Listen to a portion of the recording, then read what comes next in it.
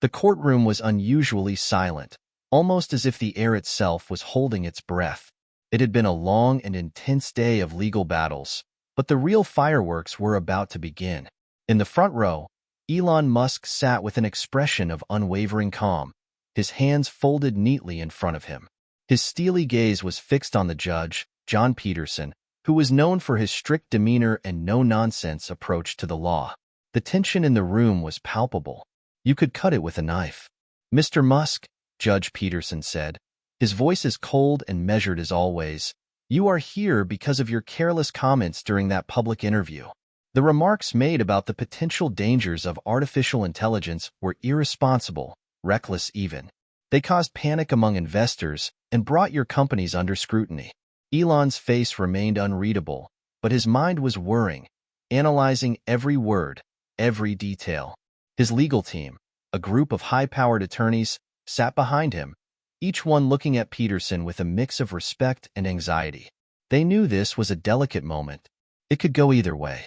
Elon had weathered storms before, but this one felt different. Something about Judge Peterson felt off. "Do you have anything to say in your defense, Mr. Musk?"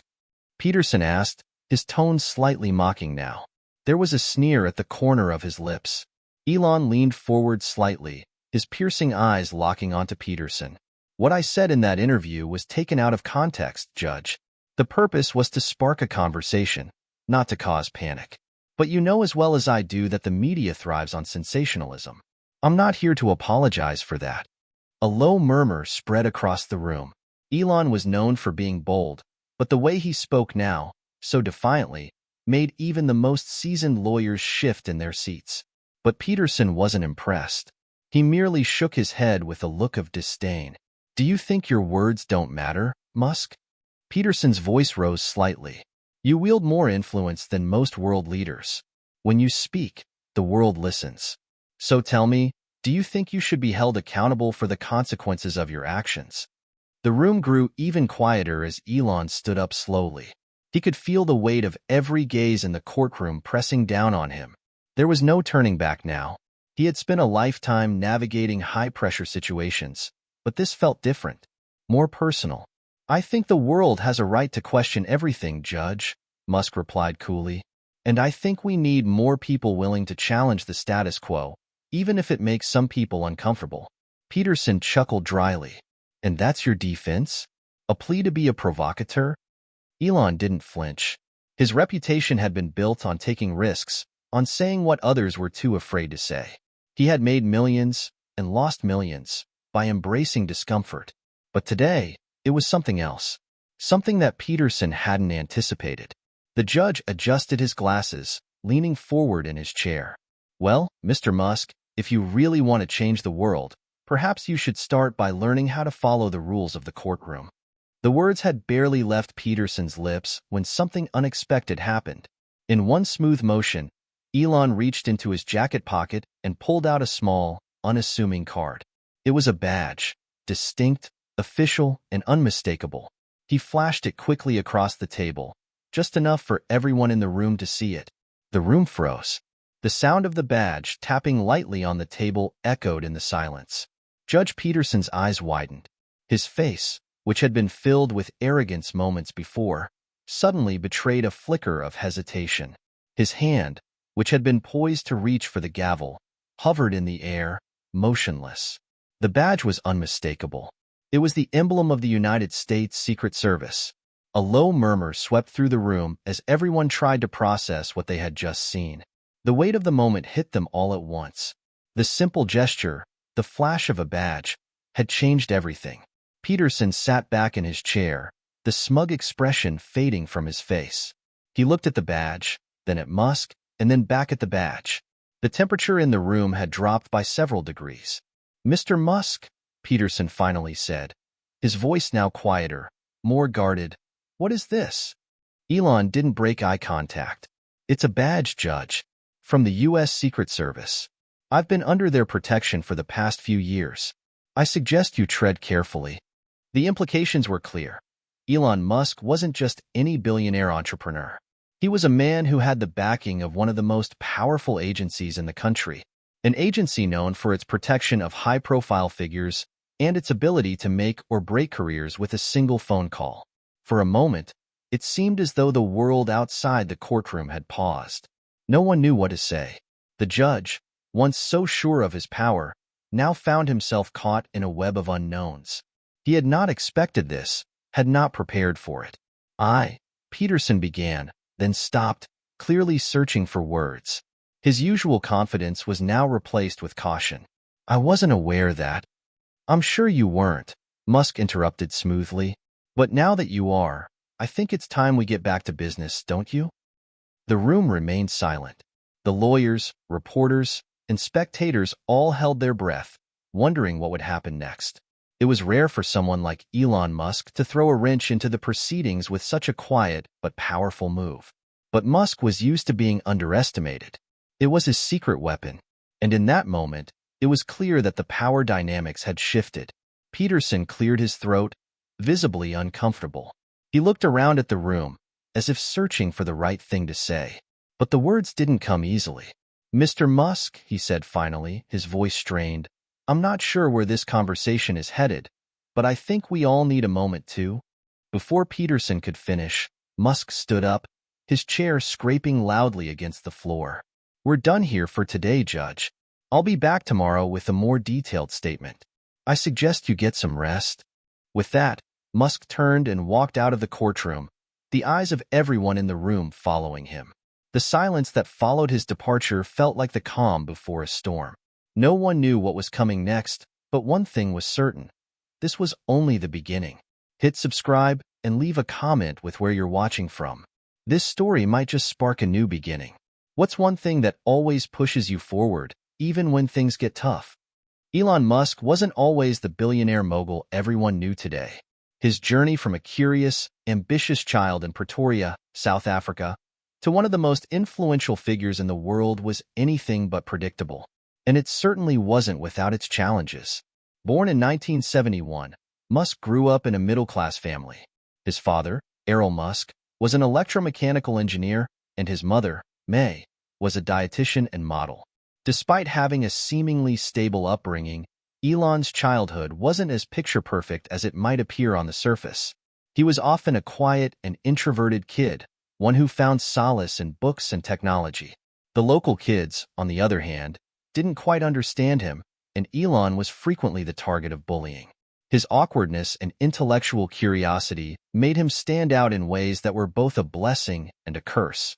It was his early fascination with computers that set him on a path that would eventually change the world. At the age of 12, Musk taught himself computer programming and created a video game called Blaster, which he sold to a local magazine for $500. That was the first taste of what would become a lifelong obsession with technology, innovation, and the potential to reshape industries. But the road to success wasn't always smooth. Musk's relationship with his father was strained, and he later described his childhood as difficult. His parents' divorce when he was just 10 years old left a lasting impact on him, and he often felt like an outsider in both his family and the world around him.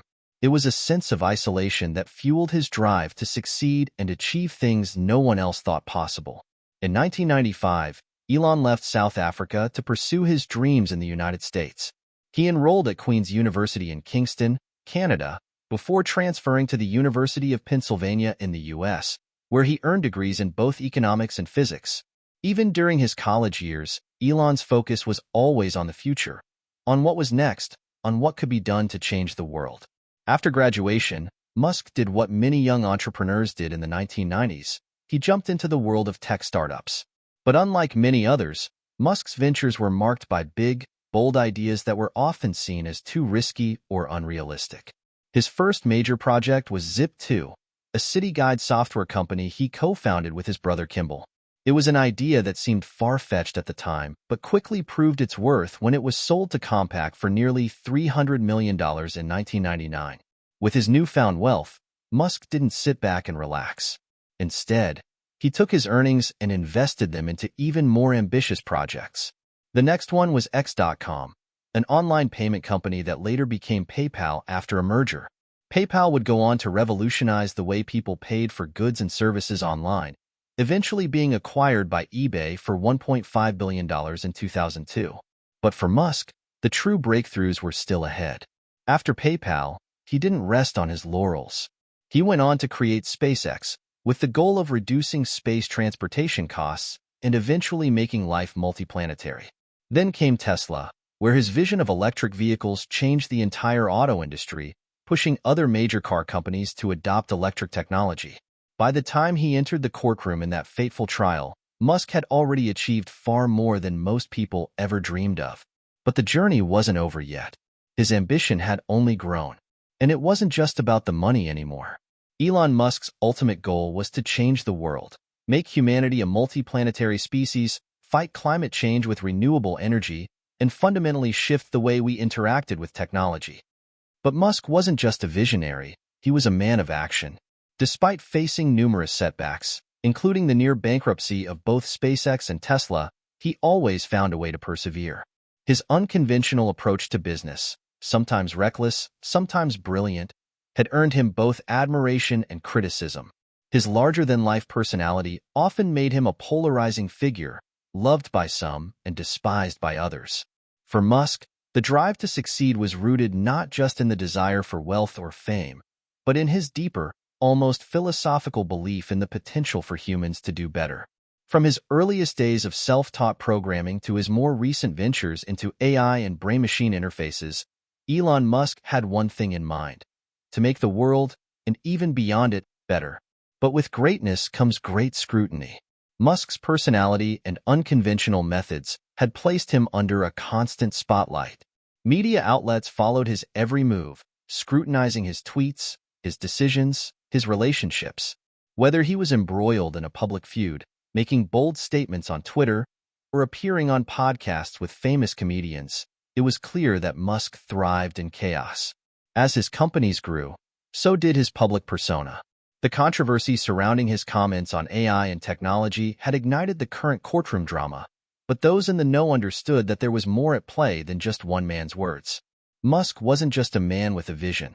He was a man with the power to move markets, change governments, and, as he had so often proved, change the course of history. This case was no different. It was about much more than a courtroom argument.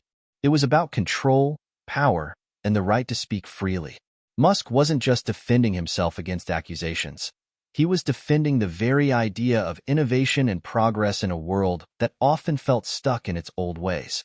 In that moment, as the court session came to a close and Musk left the room with that same calm expression, he was already thinking ahead. He knew the stakes were high. His reputation was on the line, yes, but so were his ideas. And Elon Musk had never been one to back down when his vision for the future was in question. The following day, the courtroom was filled to the brim with anticipation. Word of Elon Musk's dramatic reveal of the United States Secret Service badge had spread like wildfire. Media outlets, lawyers, and even spectators buzzed with curiosity, wondering what would happen next. Everyone in the courtroom knew that this was no ordinary case. Musk wasn't just defending his words or reputation. He was setting the stage for something much larger. As Elon entered the courtroom, the atmosphere was thick with tension. The same judge, John Peterson, sat behind the bench, his expression unreadable. Peterson had regained his composure since the previous day, but there was an undeniable shift in the air. Whatever Musk had done with that flash of a badge had clearly rattled the judge, and Musk seemed to know it. Musk strode confidently to the front of the courtroom, his eyes scanning the room for the familiar faces of his legal team. His lead attorney, Rebecca Hale, gave him a brief nod of reassurance. She was a seasoned litigator who had handled high-profile cases before, but even she knew that this was unlike any trial they'd faced. "Mr. Musk," Judge Peterson began, his voice cool but tinged with something else, perhaps a hint of wariness. "I would appreciate it if you would refrain from any further theatrics today. This is a court of law, not a stage for grand gestures." Elon didn't flinch. "I assure you, Judge," he said smoothly, "I'm only here to address the facts. If you feel that a badge is a theatric, perhaps you should ask the Secret Service how they feel about it." Peterson's face tightened, and the air in the room became more electric. It wasn't lost on anyone that Musk had just thrown down a gauntlet. The subtle implication that Peterson was ill-prepared to deal with such a high-profile case was deliberate, and it was effective. I think we need to get back to the matter at hand, Peterson said, struggling to maintain his authority. You've already been given ample opportunity to explain your actions, Mr. Musk. It's time to answer for them. Elon took a deep breath, his eyes narrowing slightly. He could feel the pressure mounting, but he thrived in moments like these.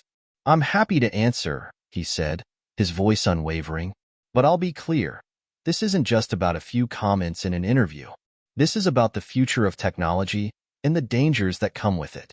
If I need to take responsibility for my words, I'll do so. But I'm also going to make sure that the people who are holding this court know exactly what they're dealing with. A murmur of surprise rippled through the courtroom.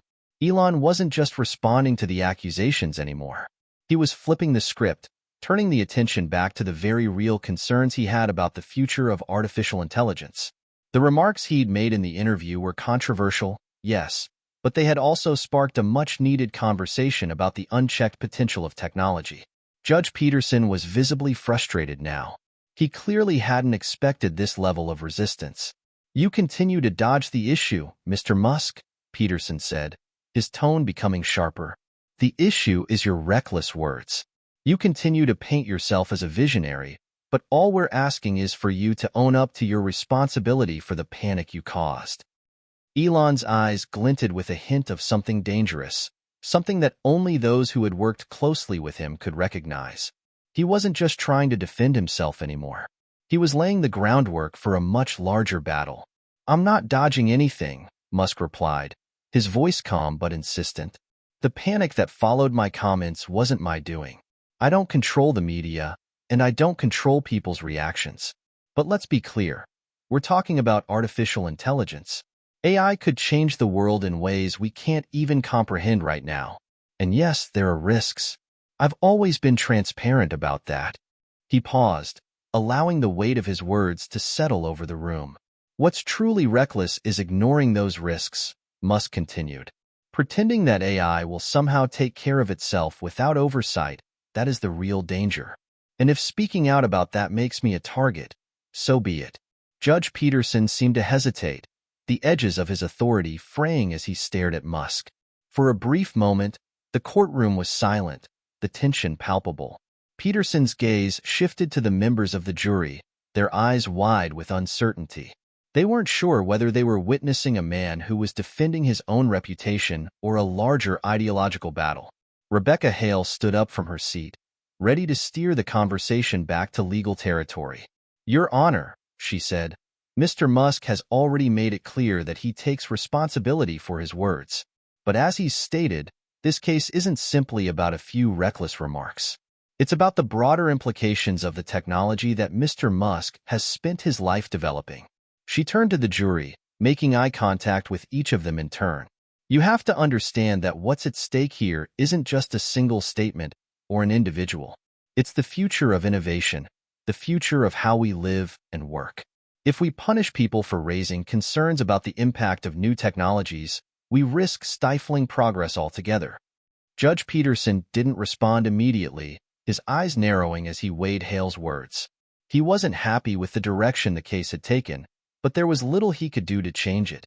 Musk had already thrown him off balance, and now it seemed like the entire courtroom was becoming a chessboard, with every move carefully calculated. You're right about one thing, Ms. Hale, Peterson finally said. Innovation is important, but so is accountability. If Mr. Musk truly believes in the risks of AI, perhaps he should take more responsibility for how he presents those risks to the public. A world that panics at the sound of a few words is a world that doesn't understand the magnitude of what's to come. Musk leaned back in his chair, a slight smile tugging at the corners of his lips. Exactly, he said, almost to himself. And if the world is going to panic, it should at least do so with the right information. The room fell silent once more. The confrontation had reached a new level. What had started as a simple courtroom dispute over words had transformed into something deeper, something that no one in the room could have predicted. Elon Musk wasn't just defending himself anymore. He was defending an idea. And that idea, whether people agreed with it or not, was one that had the potential to change the course of history. The rising conflict between Musk and Peterson had only just begun, but already the lines had been drawn. Both sides knew that this battle was about much more than a single lawsuit. It was about the future, and the fight had only just begun. The courtroom had become a battleground, with each side fiercely vying for control of the narrative. Musk had already shaken things up with his calm, unyielding responses and the unexpected reveal of his Secret Service badge. But as the trial progressed, it was clear that the stakes were growing higher. Elon Musk wasn't just defending himself in a legal sense, he was engaged in a high-stakes battle for something much bigger: his vision for the future of technology. In the days that followed the explosive courtroom exchange, tensions escalated. Elon was no stranger to controversy, but the media circus surrounding this case was different. The stakes were no longer just about defending a few comments. They were about the larger implications of his companies and his role in shaping the future. Every news outlet, from the mainstream to niche tech blogs, covered the trial with an intensity that could only be described as feverish. Some painted Musk as a visionary who was simply ahead of his time, while others painted him as reckless, dangerous even. Every word he spoke was dissected and analyzed. His past statements on artificial intelligence, space exploration, and even his ambitions to colonize Mars were brought into the mix. It was clear that the world was watching, and that made things all the more intense. Meanwhile, Musk himself seemed almost unfazed. He had lived a life of constant scrutiny and had learned early on that the public's opinion could be fleeting. What mattered to him now wasn't the media's portrayal. It was the underlying conversation about the future of AI and how his words, no matter how controversial, had sparked a much-needed debate. Despite the media frenzy, Musk remained focused on his larger goal: to ensure that the world was prepared for what was to come. He had spent his career building companies that challenged the status quo: SpaceX, Tesla, Neuralink, and even The Boring Company. All were founded on the belief that humanity could, and should, do better. But this trial wasn't just about defending his ideas. It was about the freedom to speak openly about the risks and challenges that came with those ideas. Musk wasn't just fighting for his personal reputation. He was fighting for the right to push boundaries without fear of retribution. As the trial entered its second week, the conflict between Musk and Judge Peterson had reached a boiling point. Peterson, who had been the embodiment of law and order in the courtroom, found himself increasingly agitated by Musk's ability to turn the case into a philosophical discussion. Every legal question posed to Musk seemed to spiral into an existential debate about the future of humanity, artificial intelligence, and the role of innovation in society. Judge Peterson was no fool. He knew that Elon Musk wasn't just some eccentric billionaire trying to dodge responsibility. Musk had a deeper, almost prophetic belief in what the future could hold, and it was that very belief that had propelled him to the forefront of tech and business. But as much as Peterson respected Musk's accomplishments, he also had a duty to uphold the law and ensure that Musk's words didn't jeopardize the public's safety or cause unnecessary panic. And so, the clash between the two men intensified. One afternoon, as the trial resumed, Peterson made a bold move. He ordered Musk to take the stand and explain in detail why he had chosen to speak out about artificial intelligence in the manner he did. The judge wasn't interested in Musk's general defenses anymore. He wanted specifics. Why had Musk sounded the alarm on AI? And what made him believe that his words had any merit? Elon, ever the strategist, had prepared for this moment. He knew that Peterson was going to challenge him, but he was ready. With a calm, almost meditative air, he took the witness stand, his posture straight, his eyes focused. "Mr. Musk," Peterson began, his voice sharp, "you've made numerous statements about artificial intelligence, some of which have been, to put it mildly, alarming. You've called AI the biggest threat to humanity. You've warned about the dangers of unregulated AI, of machines becoming uncontrollable. Why? Why should we take your warnings seriously?" The room was quiet as everyone leaned in, hanging on Musk's every word. Musk's gaze remained steady, unwavering. "Because, Judge," he began, "artificial intelligence isn't just another technological advancement. It's a revolution. It has the potential to surpass human intelligence, and, if left unchecked, it could evolve in ways that we can't predict or control. We're at a point where the technology is advancing so rapidly that we, as a society, haven't even begun to fully grasp the risks." He paused, allowing the gravity of his words to settle. And yes, Musk continued, I've called it the biggest threat to humanity, but that doesn't mean we should fear it outright. It means we need to approach it with caution. We need regulation. We need oversight. And above all, we need to ensure that the people developing these technologies are held accountable for their creations. The tension in the room was thick. Peterson's eyes narrowed. So, you believe that you alone can identify the risks better than anyone else? You believe that your warning was so urgent that it justified causing mass panic? Musk shook his head slightly. No, Judge. I'm not claiming to have all the answers, but I'm willing to stand up and ask the hard questions. If that causes some discomfort, then maybe that's a sign that we're on the right path. If we don't talk about the dangers of AI now, when will we? When it's too late? The room fell silent again. The jury, the spectators, and even the lawyers were all captivated by Musk's passionate defense. It wasn't just about the words he was speaking. It was about the conviction behind them. Musk wasn't just talking about technology. He was talking about the very nature of progress and the responsibility that came with it. Judge Peterson remained quiet for a long moment, his hands clasped together. Finally, he spoke, his tone less combative, though still stern. You're asking us to consider a future that is uncertain and, frankly, unsettling. But isn't that the very nature of progress? Doesn't all innovation come with its risks? Are you suggesting that we should halt progress because we can't predict the future? Musk leaned forward slightly, his voice growing more intense. No, Judge. I'm suggesting that we be smart about it, that we learn from history. Every time we've created a new technology, we've been forced to deal with its consequences. But AI isn't like anything we've seen before. It's not just a tool we can control. It's a force that could change everything. The courtroom was on edge. The exchange had reached a critical juncture. Peterson had asked the tough questions, but Musk had answered with equal force. The questions about AI were no longer theoretical. They were deeply personal. It wasn't just about the court's decision anymore. It was about the future of humanity itself. As the judge called for a short recess, the weight of the conversation hung in the air. This wasn't just a courtroom drama anymore. It was a clash of ideologies, one that would reverberate far beyond the walls of the courthouse. Musk had stepped beyond the role of defendant and had taken on the mantle of a visionary fighting for the future. The battle was far from over. But for now, the stage was set, and Musk had made it clear that he wasn't backing down. The tension in the courtroom was palpable as the trial reached a turning point. The days had stretched on, with the public and legal teams alike becoming more entrenched in their positions. Elon Musk had firmly established his position, advocating passionately for a cautious and measured approach to artificial intelligence. But today, something was different.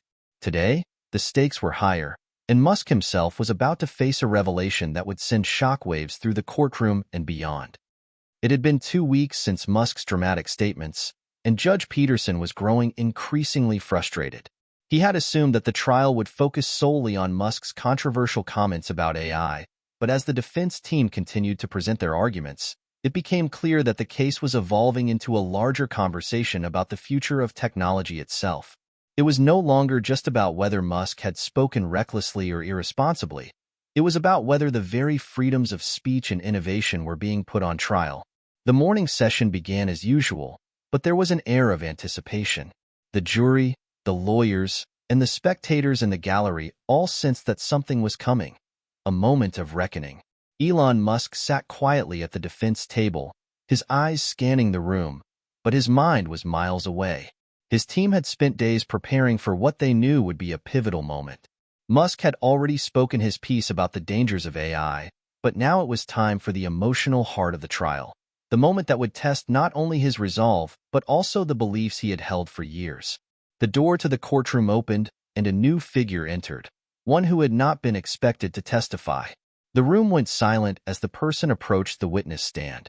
It was a former colleague of Musk's from Tesla, a brilliant engineer who had worked alongside him for years. Her name was Claire Jacobs, and her presence sent an unexpected wave of discomfort through Musk's camp. Claire was not just any engineer. She had been one of the first to raise concerns within Tesla about Musk's ambitious goals for AI and self-driving vehicles. In fact, She had been part of the team that helped develop Tesla's early algorithms for autonomous driving. She had witnessed firsthand the risks Musk had been warning about, but her perspective on those risks had been markedly different. In the weeks leading up to the trial, Claire had grown increasingly critical of Musk's bold statements. She felt that his public remarks about AI and the potential dangers of autonomous technology had gone too far, scaring the public and damaging Tesla's reputation. She believed that while Musk had always been an advocate for cutting-edge technology, his fear of AI had begun to cloud his judgment, potentially halting the very progress he had fought for. As Claire settled into the witness chair, the air seemed to thicken. Elon's eyes met hers, but there was no sign of recognition. His expression remained neutral, his usual confident demeanor masking the sudden ripple of unease that washed over him. "Ms. Jacobs," Judge Peterson began, his voice now measured, "we understand that you've worked closely with Mr. Musk on several of his projects. Can you tell us about your experience working with him, particularly when it comes to the development of AI and autonomous systems?" Claire nodded and took a deep breath before speaking. "Yes, Your Honor. I worked at Tesla for several years, primarily in the AI and machine learning department. My job was to ensure that Tesla's autonomous driving technology was both effective and safe. In the early days, Elon and I shared a vision, one where AI could revolutionize transportation. But as time went on, I began to see the risks of pushing the technology too quickly." She paused, glancing over at Musk, who was watching her intently. "I became concerned that Elon's fear of AI, his vocal warnings about the dangers of unchecked innovation, was actually hindering the very progress we needed to make. The truth is, the technology we were developing at Tesla was groundbreaking. It had the potential to save lives by reducing human error on the road. But Elon's approach, while well-intentioned, sometimes caused unnecessary panic among the public and our investors." There was a collective murmur in the courtroom. Musk's defense team was caught off guard. They hadn't anticipated Claire's testimony would take this turn. Claire continued, her voice steady but laced with emotion. "I understand Elon's concerns. I truly do. I worked with him for years, and I know that his vision is driven by the desire to make the world a better place. But there's a balance to be struck. We can't let fear paralyze us. We can't stop moving forward because of worst-case scenarios." Musk sat frozen, his face a mask of controlled composure, but his mind was racing.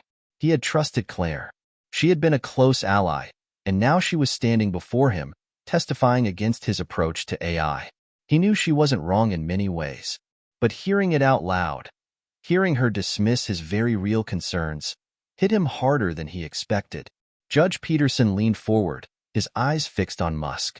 "Mr. Musk, it seems that even those closest to you are questioning your stance on AI.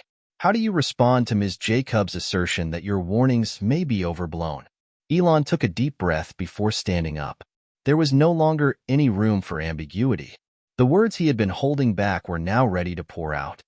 "With all due respect to Claire," Musk began, his voice carrying the weight of years of hard-earned wisdom, "I disagree. The difference between me and Claire is that I'm not just thinking about the next few years or even the next decade. I'm thinking about the long-term future. The risks that I've outlined are not hypothetical. They're real, and they're happening now. The truth is, we are already living in a world where AI is shaping our lives in ways we don't fully understand." He paused, looking directly at Claire. "I never said that AI can't do good. I've dedicated my life to ensuring that it does. But the fact is, there are risks. Huge risks. And I don't think it's reckless to acknowledge them. It's reckless not to." The room was silent. The intensity of Musk's words resonated not only with the jury but with the entire courtroom. Even Claire seemed to hesitate for a moment, caught in the weight of his conviction. But just as the tension seemed ready to break, something unexpected happened. Claire's composure cracked. Her eyes filled with emotion as she stood up from the witness stand, her voice trembling slightly. "You're right, Elon," she said softly. "There are risks. I know that better than anyone.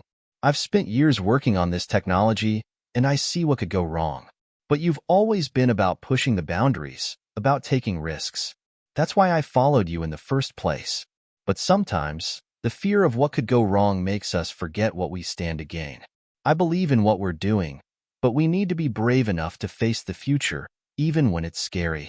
Her words hung in the air, and for the first time in the trial, the courtroom felt united in its understanding of what was at stake. Musk stood motionless, absorbing Claire's words and the weight of everything. The future of AI, the future of Tesla, and his personal relationships with those around him crashed down on him all at once. His emotional walls, which had held strong for so long, began to crack. In that moment, Elon Musk realized that the journey he had set out on wasn't just about building companies or making history. It was about something far more personal.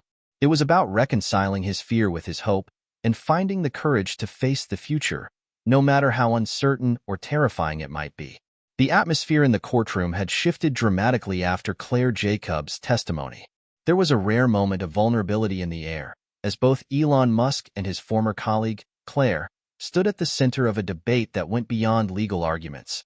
It was a deep, philosophical discussion about the future of humanity, technology, and the very essence of progress itself.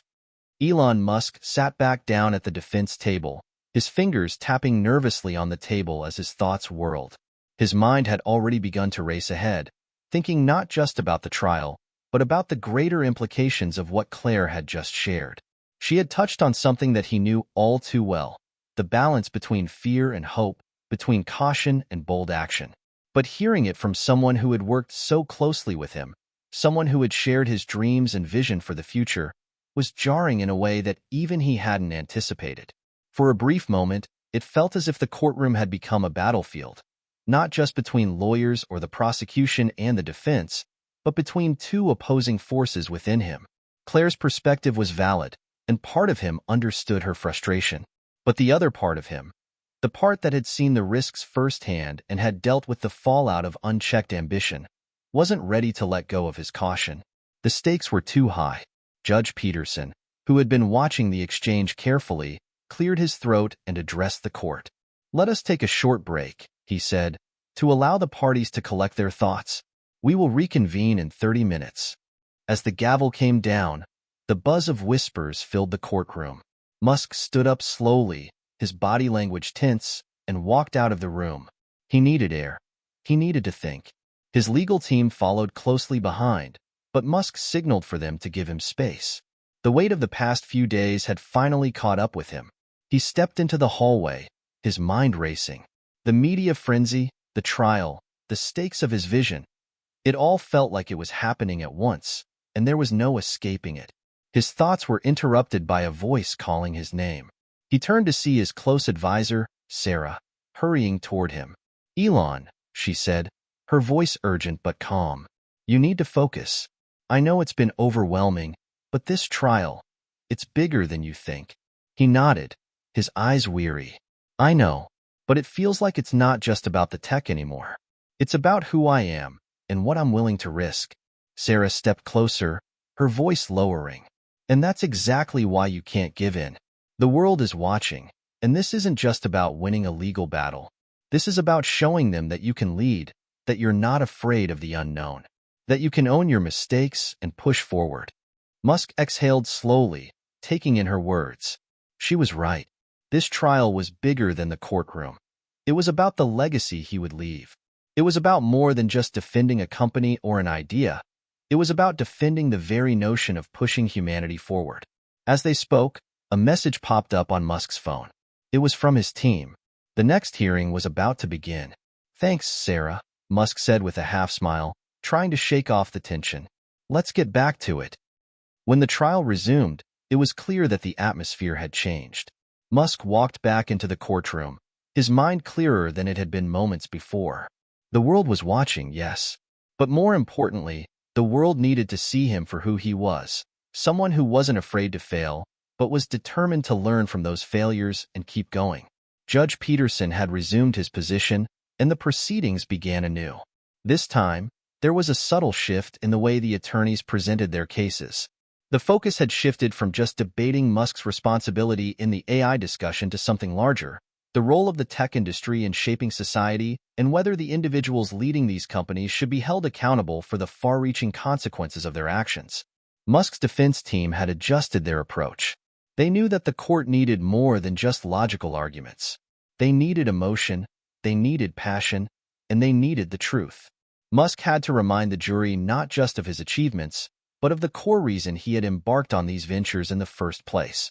The belief that technology could improve humanity's condition. When Musk took the stand again, there was a newfound resolve in his eyes. He wasn't here just to defend himself. He was here to defend the future. "I know I've made mistakes," Musk began, his voice steady, yet brimming with conviction. "But I also know that those mistakes were made because I care deeply about the future. I don't just want to build companies, I want to build a world where we can address the greatest challenges of our time. Climate change, energy sustainability, and yes, the responsible use of artificial intelligence." He paused, looking directly at the jury, his eyes fierce with the urgency of his words. "I've taken risks. Some of them have paid off. Some haven't. But I'm not backing down. I've always said that if something is important enough, even if the odds are against you, you should still do it. And that's what I've done, and will continue to do." The jury sat quietly, absorbed in Musk's words. They weren't just hearing his defense of AI or his claims about Tesla's innovations. They were hearing a man who had dedicated his life to fighting for what he believed was the future of humanity. A man who wasn't afraid of controversy, of failure, or of facing the consequences of his actions. But with this new level of emotion came something else, a realization that even the most visionary leaders had to reckon with the consequences of their actions. Musk knew that he had pushed the envelope for years, challenging norms and breaking barriers, but now, he would have to face the reality that not everyone saw things the way he did. Just as the tension reached its peak, the unexpected happened. When the trial resumed, it was clear that the atmosphere had changed. Musk walked back into the courtroom, his mind clearer than it had been moments before. The world was watching, yes. But more importantly, the world needed to see him for who he was, someone who wasn't afraid to fail, but was determined to learn from those failures and keep going. Judge Peterson had resumed his position, and the proceedings began anew. This time, there was a subtle shift in the way the attorneys presented their cases.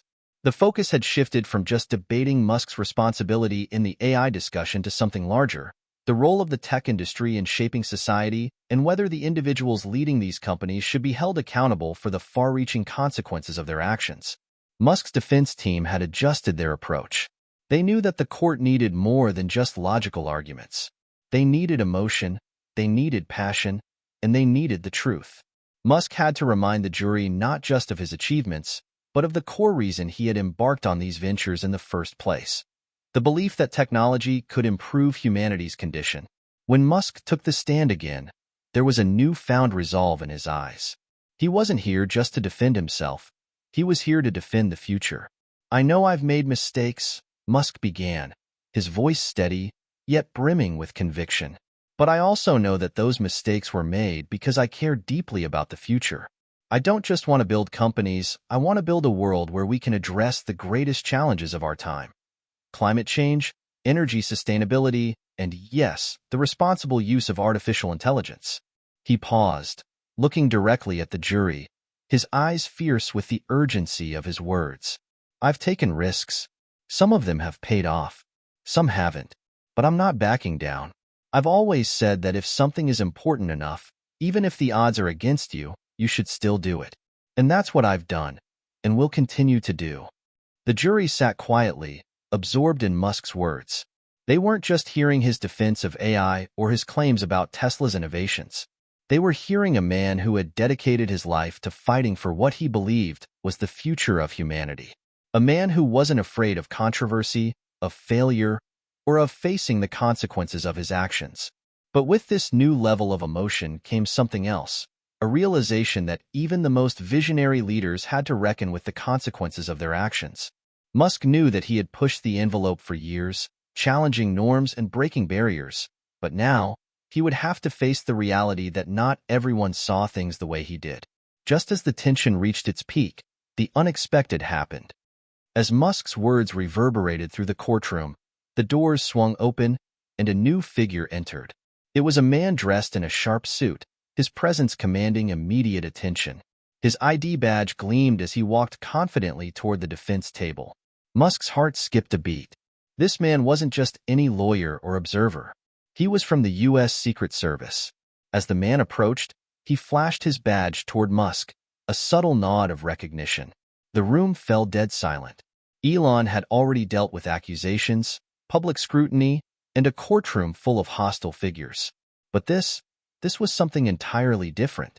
Judge Peterson's face drained of color, and for the first time in the entire trial, the courtroom was uncertain of what was happening. Musk, despite the unexpected intrusion, simply stood still. The chaos had just taken on a whole new level. The room fell into a stunned silence as the U.S. Secret Service agent approached the defense table. All eyes were on him, but the weight of the moment wasn't lost on anyone. The presence of a federal agent in the courtroom, in the middle of such a high-stakes trial, was unsettling to say the least. It was a disruption no one had anticipated, and its timing couldn't have been more critical. The man, dressed in a dark, sharply pressed suit, moved toward Elon Musk with a quiet authority. He wasn't here to make a scene, but there was an unmistakable tension in the air that seemed to hang over the room like a storm cloud. Judge Peterson, his face turning pale, cleared his throat and addressed the agent. "Excuse me, sir. Can I ask what business you have here?" The agent stood tall, his expression serious but calm. He lifted his badge slightly, showing it to the judge before speaking. "I have information that pertains directly to Mr. Musk and his involvement with a matter of national security. I have orders to deliver it to him immediately." A ripple of murmurs spread through the gallery, and Musk could feel his pulse quicken. He had no idea what this could be about.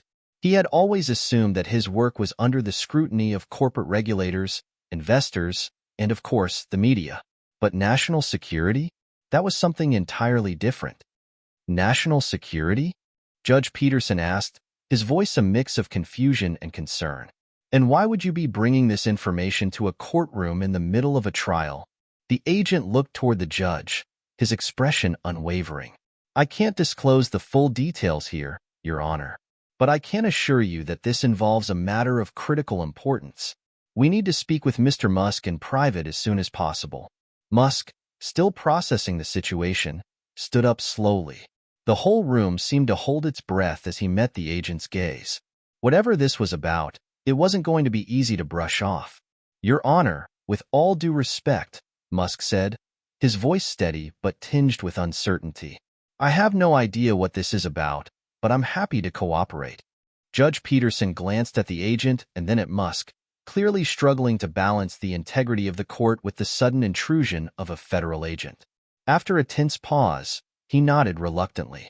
"Very well," the judge said, his voice clipped. "Mr. Musk, I trust you'll be able to handle this matter without disrupting the proceedings any further." Musk gave a quick nod, his mind still spinning. As he followed the agent out of the courtroom, he could feel the eyes of the jury and everyone in the gallery on him. This was no longer just a legal battle. It was turning into something much larger than he could have predicted. Once they were out of earshot from the courtroom, the agent led Musk down a quiet corridor. The sound of their footsteps echoed through the empty hall, a stark contrast to the chaos just moments before. The agent's demeanor remained impassive, but there was an undeniable urgency in his every movement. They stopped outside a small, private room. The agent turned to Musk, his expression finally softening just a fraction. "Mr. Musk, I'm Agent Thomas Hayes. I'm with the U.S. Secret Service, and I'm here to inform you about an ongoing investigation that involves your company. There's a situation we believe you may be unwittingly involved in, and we need your cooperation in resolving it." Musk felt a cold shiver run down his spine. He had heard rumors over the years about the government keeping tabs on his companies, but this was the first time it felt real. And this wasn't just about Tesla or SpaceX. The mention of national security meant something much more serious was at play. "What kind of situation are we talking about?" Musk asked, trying to keep his voice calm, but a knot formed in his stomach. Hayes glanced around, making sure no one was nearby, then spoke in a lowered voice. "It's about a potential security breach. We've discovered that some of the AI technologies you've been working on could have been exploited by foreign actors. We believe there's been an attempt to gain access to proprietary information that could compromise national security." Musk felt his chest tighten. "Are you saying someone hacked into Tesla's systems, or something worse?" Agent Hayes nodded. In essence, yes. It's not just a matter of corporate espionage anymore. The technologies you've developed, particularly in the realm of AI and autonomous systems, have attracted the attention of several foreign entities. We're looking into whether these technologies were targeted for purposes that could threaten the safety and stability of the United States. Musk's mind raced. He had always known that his work with AI and space exploration could attract interest, but this was something he hadn't considered. The idea that his innovations, which he had always believed would benefit humanity, could be misused in such a dangerous way, hit him like a punch to the gut. Is anyone else involved in this investigation? Musk asked, his voice low, a sense of dread creeping over him. Agent Hayes hesitated, but then answered. We've found evidence that individuals within your organization may have been unwittingly involved in facilitating this breach. We can't say much more yet, but we're doing everything we can to track down the full extent of the situation. Elon could feel the weight of the agent's words pressing down on him. This wasn't just a legal battle anymore. It was a question of national security, and it involved some of the most groundbreaking technologies in the world. The stakes had just escalated to a level that went far beyond anything he had anticipated. Musk exhaled slowly, trying to gather his thoughts. What do you need from me? Cooperation, Hayes said simply. We need to know everything you can about your company's involvement in this. Who has had access to your AI systems? Who's working on your security protocols? We need to connect the dots before this becomes a far bigger issue. Musk's mind flashed back to the countless meetings, the many innovations, and the risks he had taken over the years. Could there have been a security lapse he wasn't aware of? Was someone within his own organization involved in something far darker than he had imagined? All right, Musk said, his voice steady now, though his mind was far from calm. I'll do whatever I can to help, but I need to know everything as soon as possible. This isn't just about protecting my companies anymore. It's about protecting the people who rely on the work we do. Agent Hayes nodded solemnly. We understand, and we'll be in touch soon. With that, the agent turned and left the room, leaving Musk standing there alone. The weight of the conversation hung in the air like a thick fog, and for the first time in a long time, Musk felt truly uncertain about what the future would hold. As he returned to the courtroom, his thoughts were consumed with the implications of what he had just learned. This wasn't just about defending his words anymore. It was about protecting the very technologies he had worked so hard to create and ensuring that they weren't used for something far more dangerous. The trial had just taken a dramatic turn, and Musk realized that what he had once thought of as a simple legal issue was now something much, much bigger. Elon Musk returned to the courtroom with a newfound sense of urgency. The conversation with Agent Hayes had been unsettling, to say the least. What had started as a trial about corporate responsibility and the role of AI had now expanded into something far more complex. National security was on the line, and the very technologies Musk had developed and nurtured were under threat, perhaps in ways he hadn't even imagined. As he re-entered the courtroom, the murmurs and whispers from the gallery didn't escape his notice. His mind was still spinning from the news he had just received. He tried to focus, to appear calm, but it was difficult. The weight of the situation pressed down on him. What did this mean for Tesla, for SpaceX, for the future of the technology he believed in so passionately? Could someone within his own ranks be complicit in this breach? Or was it an external threat, something far bigger than he'd expected? The courtroom had fallen into a tense silence when Musk made his way back to the defense table. Judge Peterson was already sitting, his expression grave. It was clear the interruption had thrown off the rhythm of the trial, and he wasn't happy about it. I trust that everything is in order, Mr. Musk? Judge Peterson's voice carried a note of impatience. Elon took his seat, briefly glancing at his legal team before facing the judge. I have just been informed of some developments that may affect the proceedings, but I will do my best to remain focused on the matter at hand. The judge eyed him closely, but there was no immediate response. The air in the room was thick with uncertainty, but before anyone could say anything further, the prosecutor, who had been notably quiet during the last exchange, leaned forward. I understand that something rather unexpected has occurred, Mr. Musk, the prosecutor began, his voice dripping with sarcasm. But I hope this doesn't distract you from your responsibility in this trial. Musk clenched his jaw. The prosecutor clearly had no idea what was truly at stake, and he wasn't about to make this about anything other than the future of technology. He nodded curtly, signaling that he was ready to proceed. Before the judge could give further instructions, a loud ringing filled the courtroom, a phone. Everyone turned to look at the source, and it became clear that the noise was coming from the defense table. Musk's team shot him surprised glances, but Musk himself remained unfazed. He was the only one who knew what that call meant. It was his private line, and Agent Hayes had made it clear that he would be in contact as soon as possible. Musk's hand shot out, grabbing the phone. His expression was cold and unreadable as he answered it, his voice low and purposeful.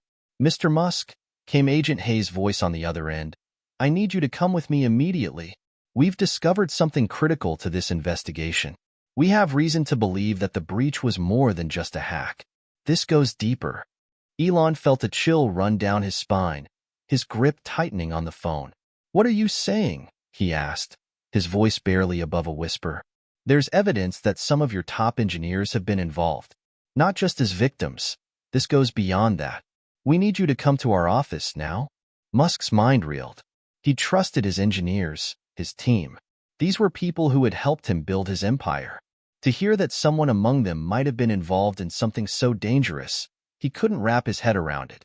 His voice was steady, but the gravity of the situation was weighing heavily on him. "I'll be there," Musk replied, his tone sharp. "Give me an hour." He hung up without another word. The courtroom had fallen into a stunned silence as everyone waited for him to speak. The prosecutor was fidgeting in his seat, clearly annoyed by the disruption, while the jury watched him intently. He had been dealt an unexpected hand, but there was no time to explain it now. Judge Peterson raised an eyebrow. "Mr. Musk, is there something you'd like to share with the court?" Musk looked the judge in the eye. "I'm afraid I have to leave for a brief moment, Your Honor. There's a matter of national security that requires my immediate attention. I'll be back shortly." The judge didn't look pleased, but he nodded stiffly. "This trial will reconvene when Mr. Musk returns. In the meantime, we'll take a short recess." With a quiet nod to his legal team, Musk stood and exited the courtroom. He could feel the eyes of the jurors on him as he left. This wasn't just a trial anymore. This was something bigger, something that had been brewing under the surface for far longer than anyone could have anticipated. Once outside the courthouse, Musk made his way to a waiting black SUV. The driver, a no-nonsense figure who had been with him for years, opened the door without saying a word. Musk slid into the back seat, his mind still racing. He couldn't shake the feeling that this was just the beginning. What had seemed like a routine trial had now turned into a high-stakes game with forces he wasn't sure he understood. The drive to the Secret Service office was quick, but the closer he got, the more tense the atmosphere became. As they approached a discreet building on the outskirts of the city, Musk's heart began to race. What had Agent Hayes uncovered? And more importantly, who within his company was involved? The car came to a stop, and Musk was escorted into the building. The security here was tight, far tighter than anything he was accustomed to. As they passed through several layers of checkpoints, Musk couldn't help but feel the weight of the situation. This was no longer a simple investigation. It was a matter of personal responsibility, of trust betrayed by those closest to him. Agent Hayes met him in the lobby, and they immediately went into a private room, away from prying eyes. The agent handed him a thick folder containing several printouts. Musk sat down, his hands trembling slightly as he began flipping through the papers. What he saw left him stunned. There were photos of people he recognized. His top engineers, key members of his teams at Tesla and SpaceX. But there was something more disturbing. Notes indicating connections with foreign operatives. There were phone numbers and encrypted messages linked to international groups Musk had never heard of. "These are the people we've identified as having possible involvement," Hayes said, his voice grim. "We're still piecing together the details, but what we're seeing is disturbing. These individuals had access to some of your most classified systems, and we're beginning to think that they may have been compromised." Musk felt his stomach drop. The people he had trusted, who had been integral to his vision, might have been involved in something far darker than he could have imagined. "What now?" Musk asked, his voice low. Hayes looked him in the eye. Now we move quickly. We need to identify who's been compromised and who's been playing both sides. And we need your help to do it. Elon nodded, determination flashing in his eyes. The stakes had never been higher. But he wouldn't back down now. The future was at risk, and he would do whatever it took to protect it. Elon sat back in the chair, staring at the manila folder in front of him. The information Agent Hayes had given him was a bombshell. His mind raced as he absorbed the damning details. The photographs of his engineers, the encrypted communications, and the undeniable evidence linking several of them to foreign operatives. The realization hit him like a freight train. People he had considered colleagues, friends, were now implicated in something far more sinister. Agent Hayes stood beside him, watching him carefully, his face impassive. It was clear he had been through this before, but this was new territory for Musk. His pulse quickened. This wasn't just a security breach. This was espionage at the highest level, and it had reached the very core of his companies. "We've already started to track the connections," Hayes said, breaking the silence.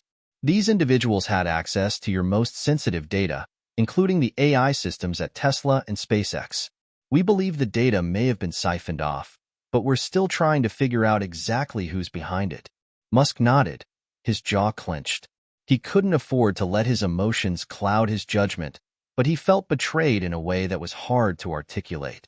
His entire life had been dedicated to innovation, to advancing humanity's future. And now, it seemed, some of the very people who had been working alongside him were selling that future out for something darker. "What do we do next?" Musk asked, his voice tight with restraint. "We need to move quickly," Hayes replied. "We've already started investigating the financial transactions tied to these individuals. We believe there's a trail, but we need to make sure we can connect the dots. Once we have enough evidence, we'll bring in the appropriate authorities."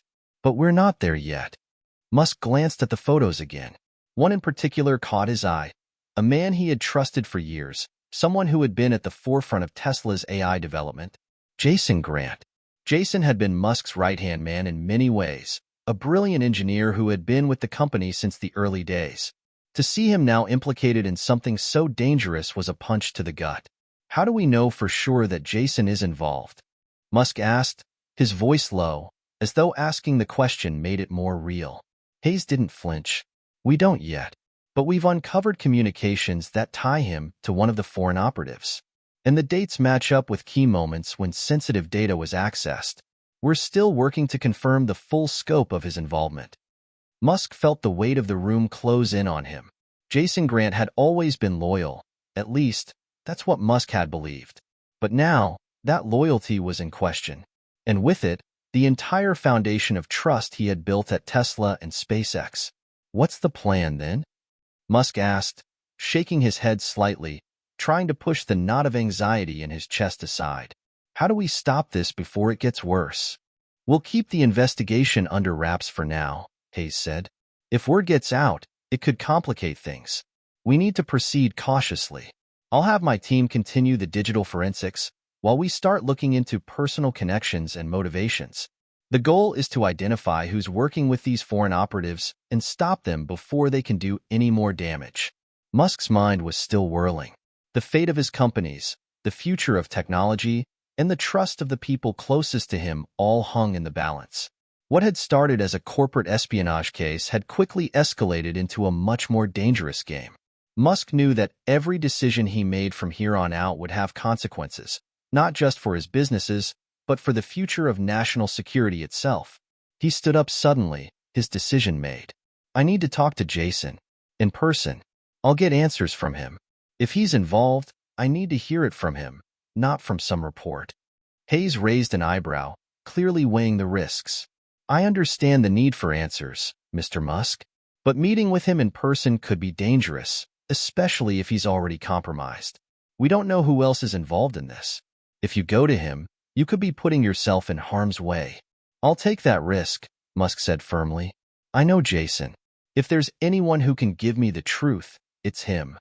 Agent Hayes was silent for a moment before nodding. "I'll arrange for security to accompany you. But we're doing this on our terms. I'll have one of my men follow you discreetly. We can't afford any mistakes." Musk didn't hesitate. "Fine. Let's move quickly. I'll meet him tonight. Later that evening, Musk arrived at Jason Grant's home, a sleek, modern house nestled in the hills overlooking the city. It was an odd feeling to be here, knowing that everything he had believed about Jason, everything he thought he understood, might be a lie. As he rang the doorbell, Musk's thoughts ran wild. What if Jason had been compromised? What if the betrayal went deeper than he could fathom? The weight of these questions pressed heavily on him, but there was no turning back now. He needed answers, and he needed them now. Jason answered the door, looking surprised but not alarmed. His face was weary, as if he hadn't been sleeping well, but he smiled when he saw Musk. "Elon," Jason said, his voice warm but tired. "What's going on? I didn't expect you to stop by. Come on in." Musk stepped into the house, trying to read Jason's face for any signs of guilt. But Jason's expression was neutral, almost too neutral. It made Musk uneasy. "Thanks," Musk said, his voice tight. "I need to talk to you, Jason. It's important." Jason raised an eyebrow, but motioned for him to sit. "Of course. What's going on? You seem tense." Musk sat down, leaning forward. "I need to know the truth, Jason. There are things happening, things that I never thought would touch this company. We've been looking into some sensitive security issues, and your name has come up." Jason's eyes flickered for a split second, but he quickly masked it with a smile. "My name? What's this about, Elon?" "You've been linked to some foreign operatives," Musk continued, not mincing words. "And there's evidence suggesting you've been involved in something far bigger than we thought. I need to hear it from you. Are you involved in this breach?" Jason froze for a moment, and Musk caught the hesitation in his eyes. For the first time, Jason's calm demeanor cracked. "Elon," Jason began slowly, his voice shaking slightly, "I don't know what you're talking about." But Musk could see the fear in his eyes. The truth was slipping through Jason's carefully constructed facade. Musk leaned in. "Jason, I'm giving you a chance to tell me the truth. If you're involved, if you've done something you regret, now is the time to come clean." Jason's face turned pale. He opened his mouth as though to speak, but no words came out. For the first time in years, Elon Musk felt like he was looking at a stranger. The silence between Elon and Jason stretched on, thick with tension. Musk could see the internal battle happening in Jason's eyes. The engineer was a brilliant man, but he was not a master of deception. And right now, it seemed the truth was slipping through his fingers like sand. Musk leaned forward slightly, his voice calm but intense. "Jason, this isn't just about you anymore. It's about everything we've built, everything we've worked for.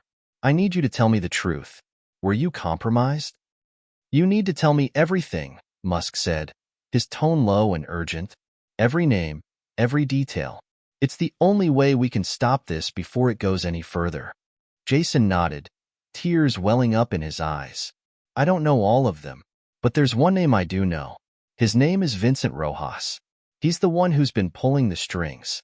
He's the one who's been orchestrating the whole thing." Musk froze. The name rang a bell, but it wasn't one he had heard in recent years.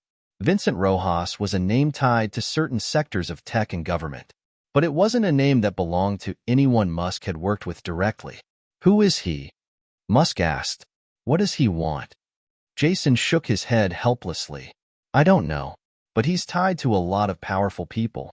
People in the government, people in tech. He's been using my access to Tesla and SpaceX to get information, sensitive, classified data. I didn't understand how deep it went until it was too late." Musk's mind raced. Rojas's name was becoming clearer in his mind, but there was no time to process it fully now. Jason had given him a lead, a powerful one, but it was just one thread in a much larger web. And if Rojas was really behind all this, it meant that the conspiracy ran much deeper than he had ever imagined. "I need to move fast," Musk said, his voice steady despite the storm brewing in his mind. "Do you have any proof? Anything we can use to track Rojas down?" Jason nodded quickly, reaching for his laptop on the coffee table. "I have files, emails, encrypted messages. It's not much, but it's a start." Musk watched as Jason frantically typed, pulling up a series of encrypted messages and documents. As he scanned through the data, a pattern started to emerge. Vincent Rojas wasn't just some shadowy figure pulling strings behind the scenes. He was a key player in a much larger operation, one that involved multiple international groups, all of whom had an interest in the technologies Musk was developing. This isn't just corporate espionage, Musk muttered to himself. This is global manipulation. They're trying to control the future. Jason didn't respond immediately. Instead, he kept typing, his fingers moving quickly over the keyboard. After a moment, he looked up at Musk, his expression serious. I think we can track Rojas's movements. I found a trail, but it's not going to be easy to follow. He's covering his tracks. Musk's mind was already spinning, formulating a plan. He knew the stakes had just been raised exponentially. The future of his companies, and possibly the future of space exploration itself, was now hanging in the balance. But he had no choice. He had to stop Rojas, no matter what it took. We'll need to move fast, Musk said, his voice resolute. Get everything you have on him. I'm going to need backup. Jason nodded, his face pale but determined. I'll get you everything I can, but we need to be careful. Rojas is dangerous. Musk paused for a moment, thinking of the implications of what was happening. This wasn't just about protecting his companies anymore. This was about protecting the future. And he wasn't about to let someone like Rojas take that away from him. I'll handle it from here, Musk said firmly, standing up. We're not just going to stop him. We're going to take him down. The drive back to Tesla's headquarters felt surreal. Musk's mind was working at full speed, each new revelation from Jason adding layers to the mystery. Rojas was the key. He was the mastermind orchestrating this entire operation. But who was he really? And how far did his network extend? The fact that Rojas had been operating under Musk's nose for so long, using his own employees as pawns, was a bitter pill to swallow.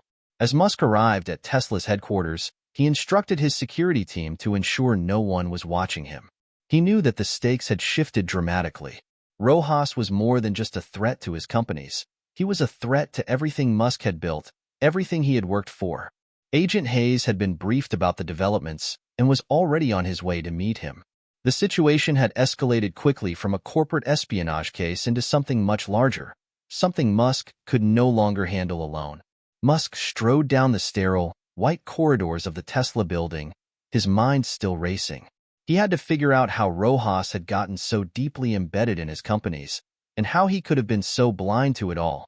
What made someone like Rojas tick? What was his endgame? As he entered his office, Musk found Agent Hayes waiting for him.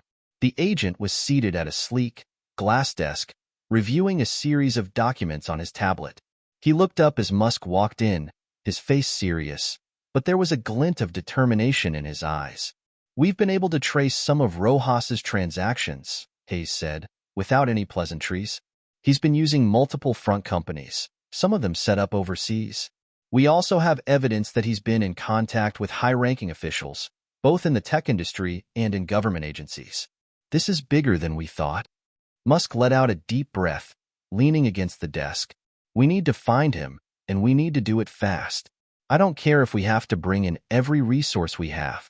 This man has been undermining everything I've worked for, and I won't stand for it. Hayes nodded, understanding the gravity of the situation. We're working on tracking his movements, but it's going to take time.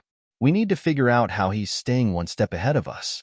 He's been covering his tracks well, using encrypted communication channels and hidden bank accounts. Musk was silent for a moment, his mind running through every piece of the puzzle. Then, it clicked. Rojas is using the technology. He's using Tesla's AI systems. That's how he's been hiding his tracks, Musk said, suddenly realizing the extent of Rojas's plan. He's not just trying to steal data. He's manipulating it, using it to cover his movements. Hayes raised an eyebrow. You're saying he's been using your own technology against you? Musk nodded. Exactly. If he's been feeding off our AI systems, if he's learned how to use our own algorithms to erase his presence, it could explain how he's managed to stay hidden for so long. Hayes leaned forward, tapping his fingers on the desk. That's a significant problem. But it also means we're dealing with a high level of sophistication. Rojas isn't just some rogue actor. He's got resources, access, and an understanding of the technology that could make him nearly impossible to track. Musk paced the room, his thoughts sharp and focused. Then we need to outsmart him. We need to find a way to use his tactics against him. There has to be a vulnerability in his system. We just need to find it. Hayes nodded, clearly impressed by Musk's sharp thinking. We've already started analyzing the AI data logs, but it's going to take time to sift through everything. This could take days, even weeks. Musk's eyes narrowed. We don't have that long. Every second we waste, Rojas gets closer to his goal. Suddenly, something occurred to Musk. A memory from a conversation he'd had months ago with one of his engineers, a woman named Sarah. Sarah had been working on an advanced layer of encryption for Tesla's AI systems, a project that was supposed to make their data even more secure. What if she had built something that could expose Rojas's tracks? What if that was the key? He turned to Hayes. I need to talk to Sarah. Now. Sarah was in one of Tesla's underground labs, buried in the data center's depths, surrounded by racks of servers and monitors. She was one of Musk's most trusted engineers, a brilliant mind who had been working on security protocols for Tesla's AI systems for years. When Musk arrived, she looked up from her workstation, clearly surprised to see him. Elon, she said, standing up quickly. What's going on? You look intense. Musk didn't waste time with pleasantries. Sarah, I need your help. I think we've been compromised. Someone's been using our own AI systems against us. Someone named Vincent Rojas. Do you remember the advanced encryption protocols you were working on? Sarah blinked, her face turning serious. Yes, of course. I've been working on adding an extra layer of encryption, something that could potentially cover up or erase any digital footprints. But it wasn't supposed to be used for this kind of scenario. It's meant to secure the most sensitive data, not hide the tracks of someone trying to commit a crime. Musk nodded, feeling the weight of the situation settle on his shoulders. If Rojas has been using this system, we need to find a way to expose him, get access to whatever he's been erasing. Sarah's eyes narrowed in thought. There might be a way to track his activity, but it's not easy. I'll need to reverse engineer the encryption protocols and look for any anomalies in the system. It could take a while. How long? Musk pressed. A few hours, Sarah said. Maybe less, if we push the servers hard enough. But I need full access to the system and a lot of your backup resources. Musk didn't hesitate. Do whatever it takes. We don't have much time. As Sarah dove into the data, Musk paced the room. His thoughts were scattered. Too many variables, too many unknowns. He couldn't afford to make a mistake now, not when they were this close to the truth.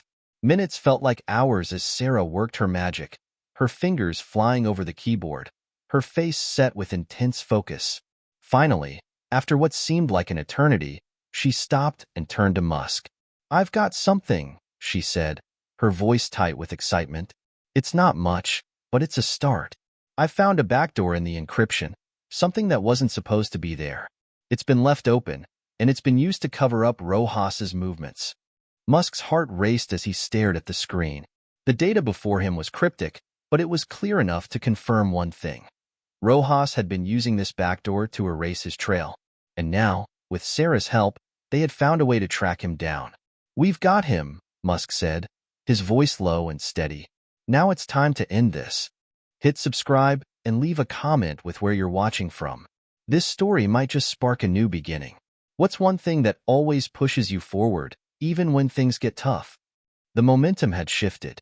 With the breakthrough in the encrypted data, Elon Musk could feel the weight of the coming storm. They weren't just hunting a man. They were hunting a ghost. But now they had a trail, an encrypted backdoor that Rojas had used to cover his movements. It was their chance to track him down and finally put an end to the quiet war that had been waged against him and everything he stood for. Sarah's fingers danced across the keyboard, and the digital map of Rojas's movements began to form on the screen. Each blip, each encrypted node, was a connection, a path that led deeper into the labyrinth of lies that had been built around them. The more Sarah dug, the clearer it became that Rojas wasn't just a rogue player. He was an operator of a sophisticated network with fingers in multiple pies. Governments, tech giants, and shadowy organizations all seemed to be involved in some way. Musk clenched his jaw as the implications set in. How long until we can track his location? Musk asked, his voice focused, but underneath, There was a quiet, simmering anger that refused to dissipate. Sarah didn't look up from the screen, her eyes narrowing in concentration. "Give me 10 minutes, maybe 15. I'm extracting the final layer of encryption now. Once that's done, we'll have coordinates." Musk nodded, though impatience gnawed at him. The stakes had never been higher, and every second counted. The more he thought about Rojas, the more questions arose. Who was he really working for? What did he want with Tesla's and SpaceX's advanced AI systems? There had to be something deeper at play, something Musk wasn't seeing yet. Agent Hayes walked into the room, his face grim as always, but there was an edge to his presence now. "We're ready on our end. We've mobilized teams to cover multiple entry points. If we find him, we're going in fast, no questions asked." Musk gave him a sharp nod. "Keep it quiet. This isn't just about taking down one man. It's about stopping an entire network from manipulating everything we've worked for. They're after more than just data. They're after control." Hayes met his gaze, his expression steely. "Understood. We've got your back. We'll make sure this doesn't spiral out of control." As Hayes left to oversee the operation, Musk turned his attention back to Sarah. The seconds felt like hours, the only sound the rapid tapping of keys and the soft hum of the servers around them. The tension in the room thickened as the minutes ticked by. Finally, Sarah looked up, her face pale but resolute. "It's done. I've decrypted the location."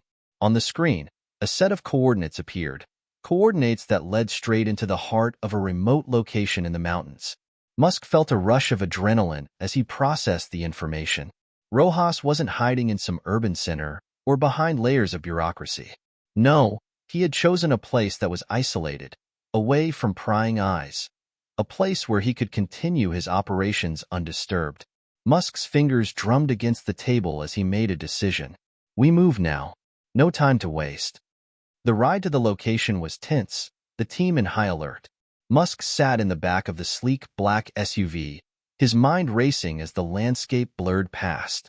The isolation of the mountains, far from the technology and infrastructure that Musk had come to depend on, seemed almost symbolic, like Rojas was deliberately trying to erase his connection to everything. The vehicle took a sharp turn as they neared the coordinates. Musk felt his heartbeat quicken as they approached a secluded compound hidden from the main roads. The only way in was through a winding, narrow path that led through dense trees. There was no sign of any major security, but Musk knew better than to assume they were safe. This wasn't just a hideout, it was a trap, and Rojas was likely waiting for them, anticipating their every move. The team parked a few hundred yards away from the compound, taking cover in the shadows. Musk's thoughts were sharp and calculated, as if he could hear every footstep in the forest around him. The cold night air only added to the tension, and the dim light from the nearby compound cast eerie shadows against the trees. The silence was suffocating. Agent Hayes moved to the front of the group, signaling the team to hold position. He turned to Musk, his expression serious. "We've got one shot at this, Elon. If this goes wrong..." Musk cut him off. "It won't go wrong. We know what we're walking into. We have the element of surprise, and we're going to use it." Hayes nodded, though the tension in his jaw was clear. They had no idea what they were walking into. This could be a trap, or it could be Rojas's last stand. Either way, it was a fight they couldn't afford to lose. Musk reached into his jacket, pulling out a small device that would allow him to tap into the compound's security system. As they moved closer to the entrance, he connected the device to a signal booster in his pocket, syncing it to Tesla's latest AI-powered reconnaissance drones.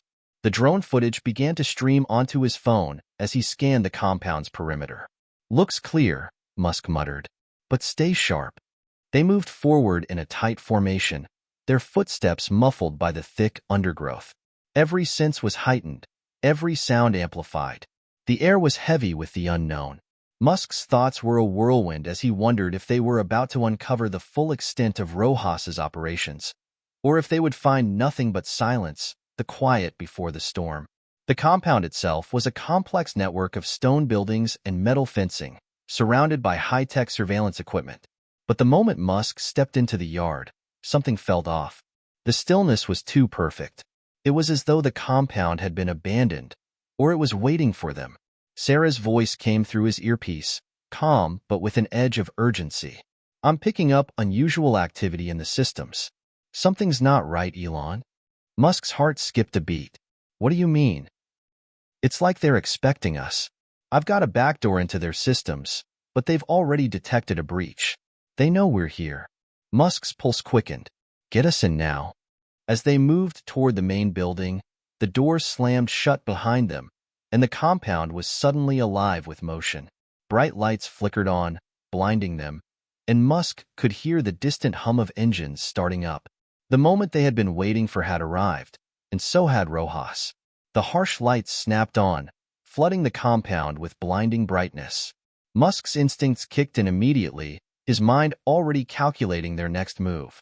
Every part of his body screamed to move faster, to stay ahead of whatever Rojas had planned.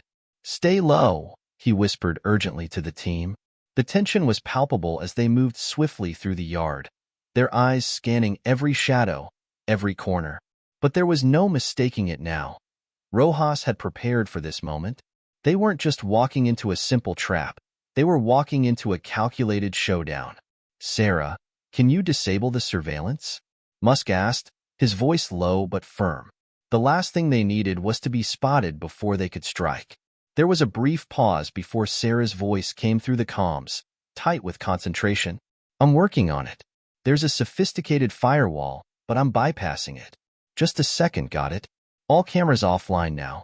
Musk nodded, his eyes scanning the shadows. "Good. Let's move." They crept toward the entrance of the largest building, their footsteps muffled by the thick, damp earth beneath them. Inside, the air was cold, metallic, and stale, with the faint hum of computers running in the background. Musk's thoughts were focused. Everything hinged on Rojas's next move. The man had to know they were here by now. The real question was whether he would make a direct confrontation or disappear into the shadows, disappearing once again, just like before. Agent Hayes moved in front, his gun drawn, eyes sharp. "You think Rojas will show himself?" Musk shook his head. "I think he's expecting us. He's always been a few steps ahead. We need to be prepared for anything." As they entered the building, the first thing Musk noticed was the eerie silence. There were no sounds of movement, no footsteps, no voices. It was as though the entire complex had fallen deathly still in anticipation of something. Musk gestured for everyone to fan out. The high-tech security equipment was scattered across the rooms, but there was no sign of Rojas. It was unsettling. The silence seemed to press in on them, thick and heavy. Then, a soft voice crackled through their earpieces. Rojas's voice, calm and almost mocking. "I knew you'd come for me, Elon." How predictable. Musk froze, a chill running down his spine. Rojas was playing with them. "We've been through this before," Musk said, his voice sharp, confident. "I know what you're doing, Rojas. This ends tonight." Rojas laughed softly, the sound echoing eerily through the comms. "You think you're in control, don't you? You always think that. But you're not. You never have been. This world, your companies, it's all just a small part of a much larger game. You've been nothing more than a useful pawn." Musk's eyes narrowed as he moved toward the center of the room. He could feel the trap tightening around him. "Stop with the games, Rojas. I'm not interested in your philosophical nonsense. I'm here to end this, once and for all." The lights in the room flickered, and then, a series of doors slammed shut with a deafening crash. Musk's heart pounded as he realized the trap had just sprung. "Not so fast, Elon." Rojas's voice came again, now cold and calculating. "You've walked right into my den. And now, you'll see how far your precious technology can take you when it's turned against you." Suddenly, the floor beneath Musk's feet trembled, and the room's temperature dropped, sending a wave of unease through his chest. The walls began to move, slowly at first, then faster, as though the entire building was shifting around them. Musk's mind raced. "What the hell is happening?" Agent Hayes shouted, "It's a containment system. He's trying to lock us in." Musk acted instinctively, signaling for the team to move into defensive positions. But it was clear that Rojas wasn't just locking them in a room. He was manipulating the entire building, shifting the environment like a chessboard. "Sarah, how's it looking on your end?" Musk barked into his comms. I'm on it, she responded quickly. But Rojas has set up failsafes in the system. If I disable them, we might trigger a lockdown across the entire compound. I'll need a few more minutes. Musk cursed under his breath. They didn't have minutes. The floor groaned again as if the building itself was protesting the changes. Musk's mind worked quickly, calculating his next move. He knew they couldn't wait for Sarah to break through the fail-safes. They had to find Rojas, and they had to do it now. Keep moving, Musk commanded. Find the control room. We end this now. The teams split off, their footsteps echoing in the cold hallways. Musk led the way, his senses heightened. Every movement, every shadow, could be Rojas. He couldn't afford to let his guard down for even a second. As they reached the central control room, the door was locked, Rojas's last line of defense. Without hesitation, Musk pulled a small device from his jacket, an advanced piece of tech that Tesla had been developing for emergency breaches. He connected it to the door's security panel, and within moments, the heavy steel doors slid open with a soft hiss.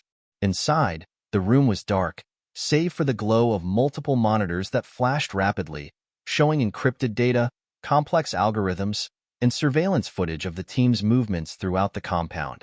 And there, sitting at the center of it all, was Rojas. Musk's breath caught in his throat. The man didn't look like a criminal mastermind. He looked like just another tech guru, his cold eyes locked onto Musk's with an unsettling calm. He was alone, sitting in front of the glowing screens like a puppeteer watching his marionettes dance. "So, you've finally come," Rojas said, his voice low but laden with amusement. "But do you really think you can stop this? All of this plan, it's already in motion." Musk took a step forward, his voice steady but laced with fury. "You've had your fun, Rojas. You've used people. You've twisted everything we've built. But this ends now." Rojas smirked, as if amused by Musk's bravado. "You still don't understand, do you? This isn't about your companies, or your AI, or even your precious space missions. It's about control. And now, the world is watching." Musk didn't hesitate. He lunged forward, grabbing Rojas by the collar and slamming him against the table. "If you think for 1 second that you can control the future, you're wrong. This isn't your game anymore." Before Rojas could react, Musk pulled out his phone and hit a button to signal Sarah. "We're in. Shut it down." A moment later, the lights flickered and then went out completely. The room was plunged into darkness. The darkness of the control room was suffocating, the cold metallic air making every breath feel more difficult than the last. For a brief moment, it was as though the entire world had stopped moving, held in suspense by the silence that enveloped them. Musk's heart pounded in his chest as he held Rojas tightly by the collar, his thoughts racing. He knew they were on the edge of something monumental. One false move, and everything could come crashing down. Then, Sarah's voice crackled through the comms, breaking the silence like a jolt of electricity. "I've got it, Elon. Systems are being overridden. All failsafes are down. You need to get out of there now." Musk didn't release his grip on Rojas, instead turning his attention to the monitors that flickered to life, revealing rows of encrypted data, but now they seemed almost irrelevant. What mattered now was the man in front of him, the architect of the chaos they'd been chasing. Rojas's smirk never wavered, even as he was held against the cold metal table. His eyes gleamed with a quiet confidence that unnerved Musk. "You really think you've won? This isn't over, Elon. You may have disabled my systems, but you haven't stopped the real plan." Musk's grip tightened as his mind raced. "You're insane if you think you're going to walk away from this. You've manipulated everyone, every system you could find. But I'm ending it now." The words barely left Musk's mouth when he heard a low hum, faint at first, then growing louder. It wasn't the sound of a generator coming online. It was something else, something much worse. "Move," Musk shouted, releasing Rojas with a forceful shove. Rojas stumbled backward, his smirk faltering for the first time. The entire compound began to rumble, as if the very foundation beneath them was coming to life. The walls began to shift again, only this time. It wasn't just the containment systems. They were deeper, more sinister. Rojas had left them with one final gift, a self-destruct mechanism tied to every system in the compound. Sarah, Musk yelled into his comms. Shut it down now. I'm trying, Elon, Sarah's voice responded, the strain in her tone evident. But this is more complicated than I thought. It's a multi-layered failsafe. I need a few more minutes to breach it. Rojas stood in the corner, watching Musk's panic unfold with a twisted sense of satisfaction. You're too late. You always are, Elon. The destruction has already begun. No one can stop it. Musk took a deep breath, trying to steady his nerves. We'll see about that. Without thinking twice, Musk reached down and grabbed a nearby tablet from the control table, slamming it against the glass wall. The noise echoed through the room, and Musk instantly knew what he had to do. He grabbed the backup console located behind the desk and began quickly typing commands into the system. There was a moment of panic when the screen flashed with error messages, but Musk didn't falter. He had one chance. He had to turn the tables on Rojas before it was too late. His fingers flew across the keys as he overrode the security protocols. If he could find Rojas's final line of defense and shut it down, they might just make it out alive. He could feel Rojas's eyes on him, but Musk refused to look up. This wasn't the time for distractions. Sarah, tell me you're getting through, Musk barked, sweat beading at his brow as he continued typing furiously. I'm in, but it's not clean. I'll need a few more seconds. Musk felt the seconds stretch into eternity. Every one of them was filled with the thudding of his heart, the screech of alarms echoing throughout the compound, and the increasingly frantic movements of Rojas, whose smug expression was now faltering as he paced. Rojas clearly had no idea what Musk was doing. You'll never make it, Rojas spat, his voice rising with anger. You're trapped. You can't override what I've set in motion. Musk paused for a fraction of a second, his gaze finally meeting Rojas's. Maybe, but I'm not the one who's going down with the ship. The control room suddenly jolted, the floor shaking violently. Musk nearly lost his footing but regained his balance, continuing his assault on the system. His fingers flew over the keys, entering a sequence of codes faster than he'd ever done before.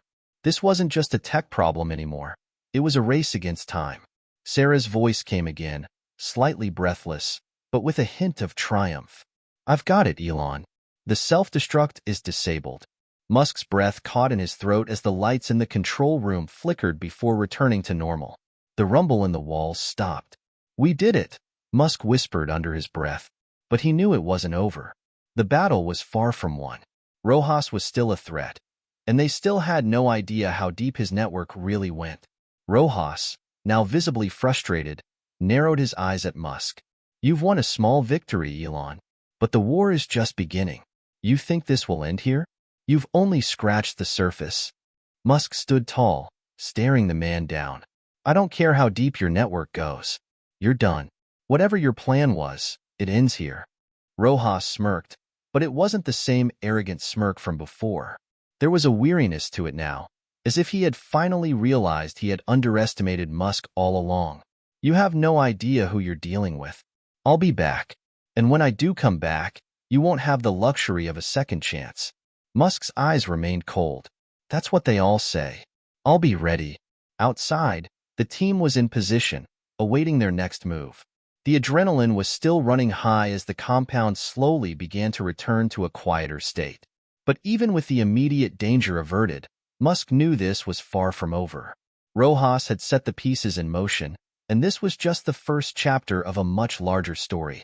The battle for control of their companies, their data, and their futures had only just begun. But Musk wasn't afraid. No matter how far Rojas thought he had pushed him, Musk had learned one thing over the years. Never underestimate the drive of someone who refuses to lose.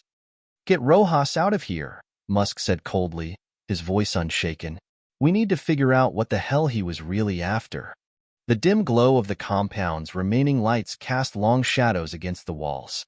The tension that had gripped the air was slowly starting to dissipate, but Musk knew that this wasn't the end. Rojas may have been contained for the moment, but there were deeper, more dangerous forces at play.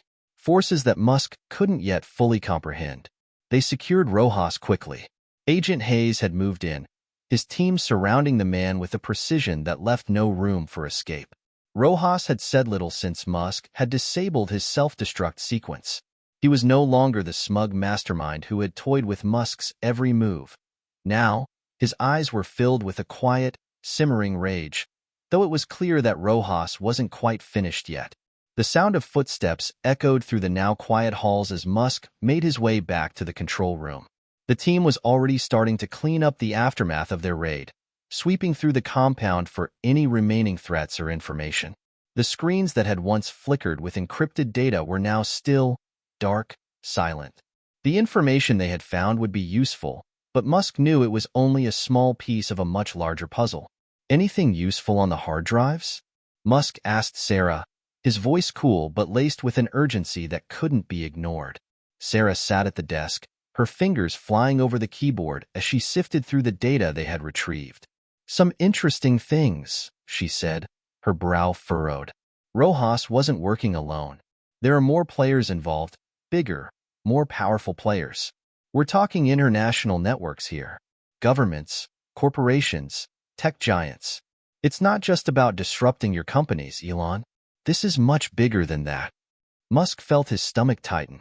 He had known that Rojas was dangerous, but this was beyond what he had expected. This was a war on a global scale, one that was being waged in the shadows. And Musk, for all his brilliance in the tech world, had just become a pawn in a game much older and more complicated than he had realized. "We need to know everything, Sarah," Musk said, his voice steely. "Every connection, every name. I don't care how deep it goes. We have to stop this before it spreads further." Sarah nodded, her fingers never stopping their rapid movement over the keyboard. "I'm on it. It's going to take time, but I'll dig through everything. We'll get answers." Musk stepped back, letting Sarah do her work, but his mind was racing. He had to think several steps ahead. This wasn't just about finding Rojas. It wasn't even just about protecting his companies anymore. This was a fight for control, for the future. Whoever controlled the data and the technology that powered the world would be the ones who held all the cards. And right now, Rojas and his shadowy allies seemed to have the upper hand. Suddenly, his phone buzzed. A quick glance at the screen revealed a message from Hayes. "We've got Rojas secured, but there's something strange. He's refusing to talk unless you're present." Musk felt his pulse quicken. He had never trusted Rojas, not even for a second. But something about this message made him uneasy. Why would Rojas only speak to him? What could he possibly want to say? "I'll go," Musk said, more to himself than anyone else. "It's time to face this head-on." The interrogation room was cold and sterile, the walls a dull gray that made everything feel more clinical than it should have. Rojas sat at a metal table in the center of the room, his hands cuffed in front of him, his face unreadable. His eyes, however, still gleamed with that same calculated look that had unnerved Musk from the beginning. Musk stood in the doorway for a moment, studying the man before him. Rojas had always been a mystery, someone who operated from the shadows, pulling strings from behind the curtain. But now, here he was, in front of Musk, and for the first time, Musk wasn't sure what to expect. "You wanted to speak to me," Musk said, stepping into the room and taking a seat across from Rojas. "So talk." Rojas chuckled, the sound low and dark. "You really don't get it, do you? You think this is about you. About Tesla. About SpaceX. It never was." Musk's brow furrowed. "Then what is it about, Rojas? You've been playing a game for years, pulling strings in the dark, but you're out in the open now. So tell me, who's really behind all this?" Rojas leaned back in his chair, his gaze cold and calculating. "It's about the future, Musk. The future of the world. And you, with all your technology, your space ambitions, your artificial intelligence, you're just a part of a much larger picture. You think you're building the future, but you're actually just setting the stage for the people who really control it to take over." Musk leaned forward, his hands gripping the edge of the table. "Who are these people, Rojas? Who's pulling the strings?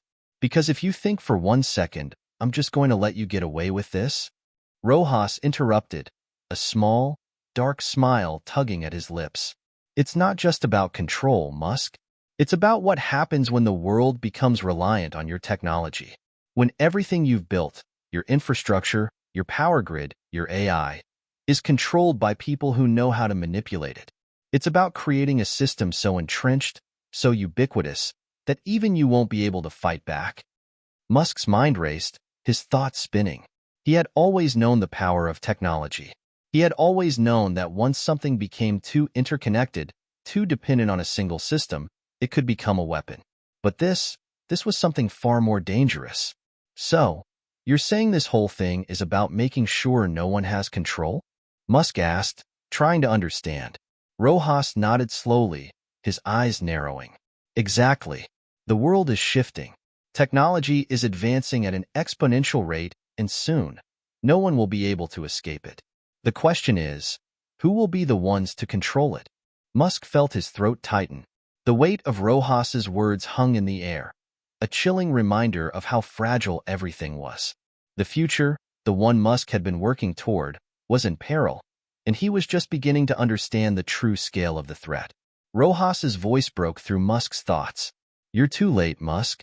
The pieces are already in motion, and soon, you'll see what it's like when you no longer control your own future. Musk stood up abruptly, his mind made up. We'll see about that. I'm not backing down. As Musk turned and walked out of the room, his phone buzzed again. This time, it was a message from Sarah. We've uncovered something big. The network Rojas is connected to. It's more widespread than we thought. It's global. And the people behind it, they've already begun to move. Musk's stomach dropped. He had known it was bigger than Rojas. But now, he realized the true extent of the web they were all tangled in. The game was no longer just about technology or control. It was a fight for the very soul of the future. And Elon Musk wasn't about to let anyone steal that future from him. The world outside felt eerily still, a deceptive calm after the storm. But inside the compound, everything was shifting. Musk's mind raced with the implications of what he had just learned from Rojas. This wasn't just about technology. It was about control on a scale he had never fully imagined. The global web Rojas spoke of had already begun to tighten, and it was clear that the pieces were in motion, far beyond Musk's reach. Sarah's voice crackled through the comms as he made his way down the hall toward the holding cells. Elon, I've dug deeper into Rojas's network. It's worse than we thought. The people involved aren't just players from the shadows. They're deeply embedded in every sector. Governments, corporations, and even tech companies like yours. This is the kind of network that could topple governments, erase histories, and rewrite the future in their favor. Musk felt his pulse quicken, his mind spiraling. He had known that Rojas wasn't operating alone, but he hadn't realized just how vast the operation was. These were the kinds of forces that no one man could stand against. He slowed his pace, gathering his thoughts. Do you have names? Anything solid? Some, Sarah replied. A few key players have been identified. People close to the power centers, high-level executives, some with ties to the government. But we're still working through layers of encryption. It's going to take time. Musk exhaled slowly, trying to remain calm. He didn't have time. Every second they spent unraveling this web was another second Rojas's allies could use to tighten their grip. Keep pushing. Whatever it takes. We need to know who's pulling the strings, Sarah. There was a brief pause, and then Sarah's voice returned, more urgent now. There's something else. We traced a few of the encrypted communications. One of the most active hubs is linked directly to the global data exchange. It's a secure location, somewhere overseas. We need to get there. Fast. Musk's eyes narrowed. The global data exchange was a massive international operation, designed to be the backbone of global communications and data sharing. It was also incredibly secretive, with layers of protection and security that only the world's most powerful governments and corporations could access. The fact that Rojas and his network were involved there confirmed that their reach was even greater than Musk had feared. We're on our way, Musk said, determination setting in. Set up a team to go in with me. We need to move quickly. Hours later, Musk stood in front of his private jet, his mind already focused on the mission ahead. The global data exchange facility was located in a remote part of the world, isolated from most of the world's major cities. The location itself was a fortress, several hundred feet underground, surrounded by military-grade security and state-of-the-art surveillance systems. Musk wasn't just dealing with tech moguls anymore. He was facing global players, those with the resources and power to manipulate the world's infrastructure at will. He had no illusions that this mission would be easy. But Musk had always believed that when the stakes were this high, there was no other choice but to play hard and fast. He turned to his team, Sarah, Hayes, and a small group of operatives who had been briefed on the mission. We're going to get in, get the data, and get out. No mistakes. We don't know what kind of defenses we'll face, but we can't afford to waste time. Hayes nodded, adjusting his tactical gear. Understood. We'll get it done. Musk looked over at Sarah, who was already reviewing the mission parameters on her tablet. Keep monitoring the data feeds while we're in. If anything changes, I want to know immediately. Got it, Sarah replied, her fingers moving rapidly across the screen. I'll be in touch the moment we find anything else. Musk turned back toward the jet. Let's go. The flight was a blur. Musk barely slept, his thoughts constantly returning to Rojas's words. Every detail he had learned from the man echoed in his mind, and the more he thought about it, the more it became clear. This wasn't just a fight for control over technology. This was a fight for the future of humanity itself. By the time they landed at a secluded airstrip in the middle of a vast, barren desert, Musk had already formulated a plan. He couldn't let this go on any longer. The global data exchange was where Rojas's network had centralized its power, and if Musk could expose them there, he could take the first real step in dismantling everything they had built. The facility was a fortress, just as Sarah had said. Armed guards patrolled the perimeter, and automated drones hovered high above, scanning for any signs of movement. But Musk had a plan for this. Using a combination of stealth technology, expert hacking, and carefully coordinated timing, they'd infiltrate the facility and retrieve the data they needed to bring everything to light. The team moved swiftly, their movements synchronized with military precision. Musk led the charge, determined not to let anything stand in his way. As they approached the facility, they disabled the security systems one by one, using EMP pulses and stealth devices to slip past the external defenses unnoticed. Once inside, the true scale of the operation hit Musk like a wave. The facility was more than just a data center, it was a command hub. Rows upon rows of servers hummed in the background and giant screens displayed real-time data from across the world. Financial transactions, communications between governments, encrypted files from corporations, all streaming through the system, under the control of whoever was behind the global data exchange. This is it, Sarah whispered, her eyes wide as she scanned the room. This is where they're pulling the strings. Musk nodded grimly. They had made it, but this was only the beginning. They had to find the data that tied Rojas's network together. Names, locations, financial transactions, and most importantly, the people who were controlling everything. Let's move quickly, Musk ordered. We don't have long before they figure out we're here. They split into smaller teams, each one heading toward different parts of the facility. The tension was palpable, and Musk could feel the weight of the moment on his shoulders.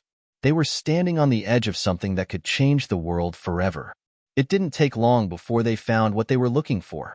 A massive encrypted file, hidden in the deepest levels of the facility's mainframe. Musk stood over Sarah's shoulder as she worked quickly to break the encryption. Almost there, Sarah muttered, her fingers flying over the keyboard. This is it. We'll have everything we need. Just as she cracked the final layer of encryption, the screen flashed with a notification. Alert. Unauthorized access detected. Before anyone could react, the entire facility went into lockdown mode. The lights flickered, alarms blared, and the sound of heavy doors closing echoed through the hallways. We've been compromised, Musk growled. Get out. Now. But as the team began to make their way toward the exit, Musk knew one thing for certain. The battle was far from over. This was just the beginning of a war that would reshape everything. And Elon Musk was ready to fight it. The lockdown alarms screamed through the facility, and Musk's heart pounded in his chest. The flashing red lights bathed the room in an ominous glow. They had known the risks of infiltrating the global data exchange, but the sudden lockdown, the unanticipated response, caught them off guard. The countdown to total lockdown had begun, and they only had minutes before the entire complex sealed off completely. Move, Musk shouted, his voice sharp, cutting through the chaos. He turned to Sarah, who had just cracked the encryption, but her face was pale as she looked up at him. "I've got the data," she said quickly, holding up a drive in her hand. "But I can't guarantee that it won't get wiped if we don't get out of here fast." Musk didn't need another word. He grabbed her arm and pulled her toward the exit, signaling to the rest of the team to fall in line. The facility was vast, and they had no idea which routes were compromised. The best option was to stick to the plan. Move fast, stay silent, and rely on the tech to get them out. Agent Hayes led the way, navigating through the hallways with military precision. They had already mapped the building's layout, but now everything felt different. Every door they passed, every turn they made, was a potential trap. There was no telling who was already on their tail. Musk's mind raced. The data they had just secured was crucial. It contained encrypted files, high-level communications, and a directory of individuals at the core of the network Rojas had been running. He had no doubt that those files were worth millions, or perhaps billions. But they also represented something much bigger. A roadmap to bring down a global conspiracy, a dangerous game of control being played by the world's most powerful. They rounded a corner and nearly collided with a group of armed guards. Musk's heart skipped a beat. The guards were moving in the opposite direction, unaware of their presence. But they would change course in an instant if they noticed the escape. Hayes was the first to react, signaling them to stop and take cover. The team pressed against the walls, holding their breath, staying still as the guards passed by. Musk's muscles tensed, every nerve in his body alert. For a moment, time seemed to stand still. They couldn't afford any mistakes. Once the guards had passed, Hayes whispered, "We need to move now."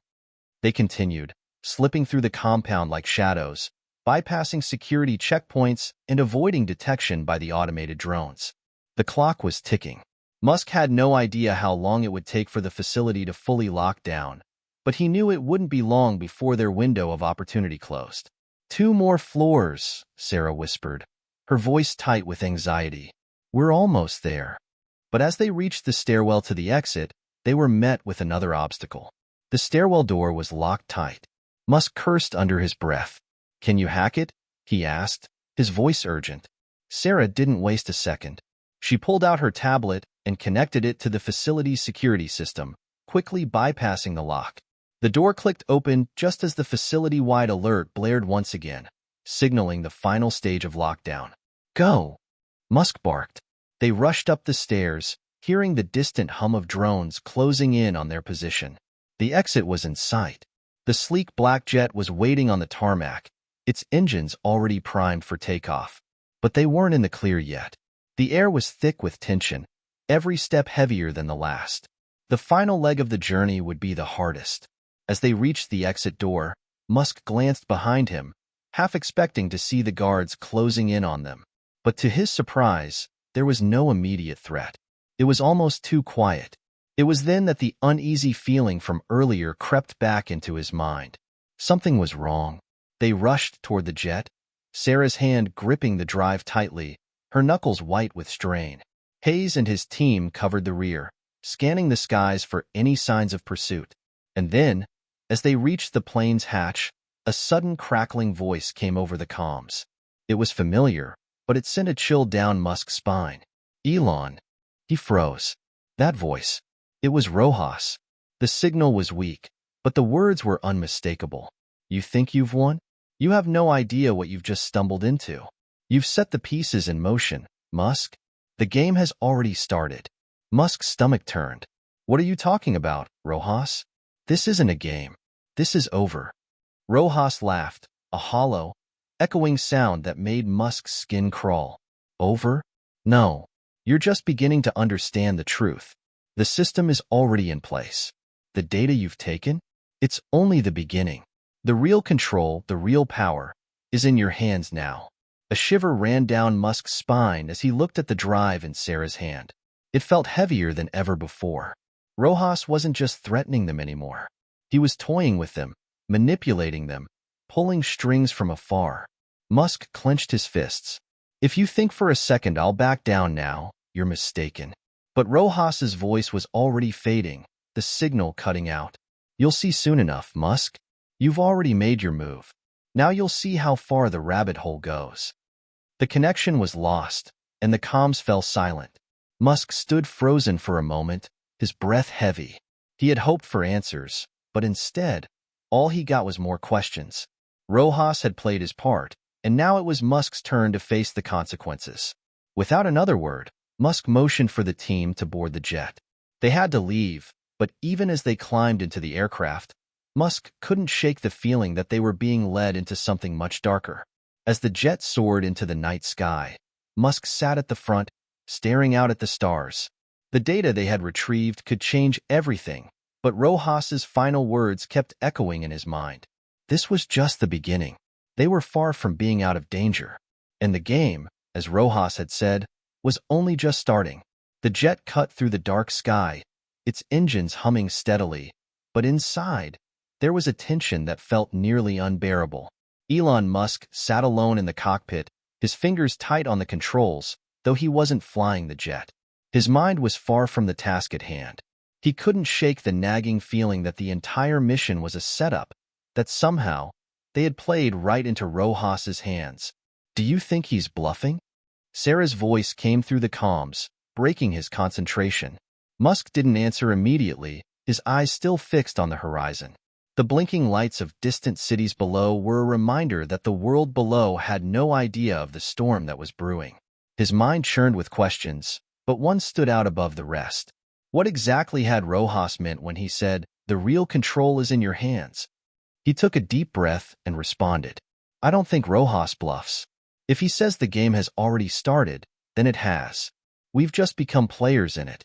Sarah's voice grew quiet for a moment, and Musk could hear the sound of her tapping on a keyboard in the background. "I've started decrypting the files we took," she said, her voice tinged with worry. "I'm seeing things I wasn't expecting. The scope of it is massive, Elon. It's not just corporate networks or government surveillance. There are files here tied to every major global incident in the last decade." Musk's pulse quickened. "What do you mean?" "Something's been orchestrating events. Not just random hacking or data manipulation, but deep systemic influence, wars, financial crashes, even environmental events. I think Rojas and his network have been controlling much more than we realized." Musk's thoughts raced, his brain trying to process the enormity of what Sarah was suggesting. How could that be possible? If they were that powerful, wouldn't we have seen something? Wouldn't the world have noticed? "They're hidden in plain sight," Sarah said, her voice shaking now.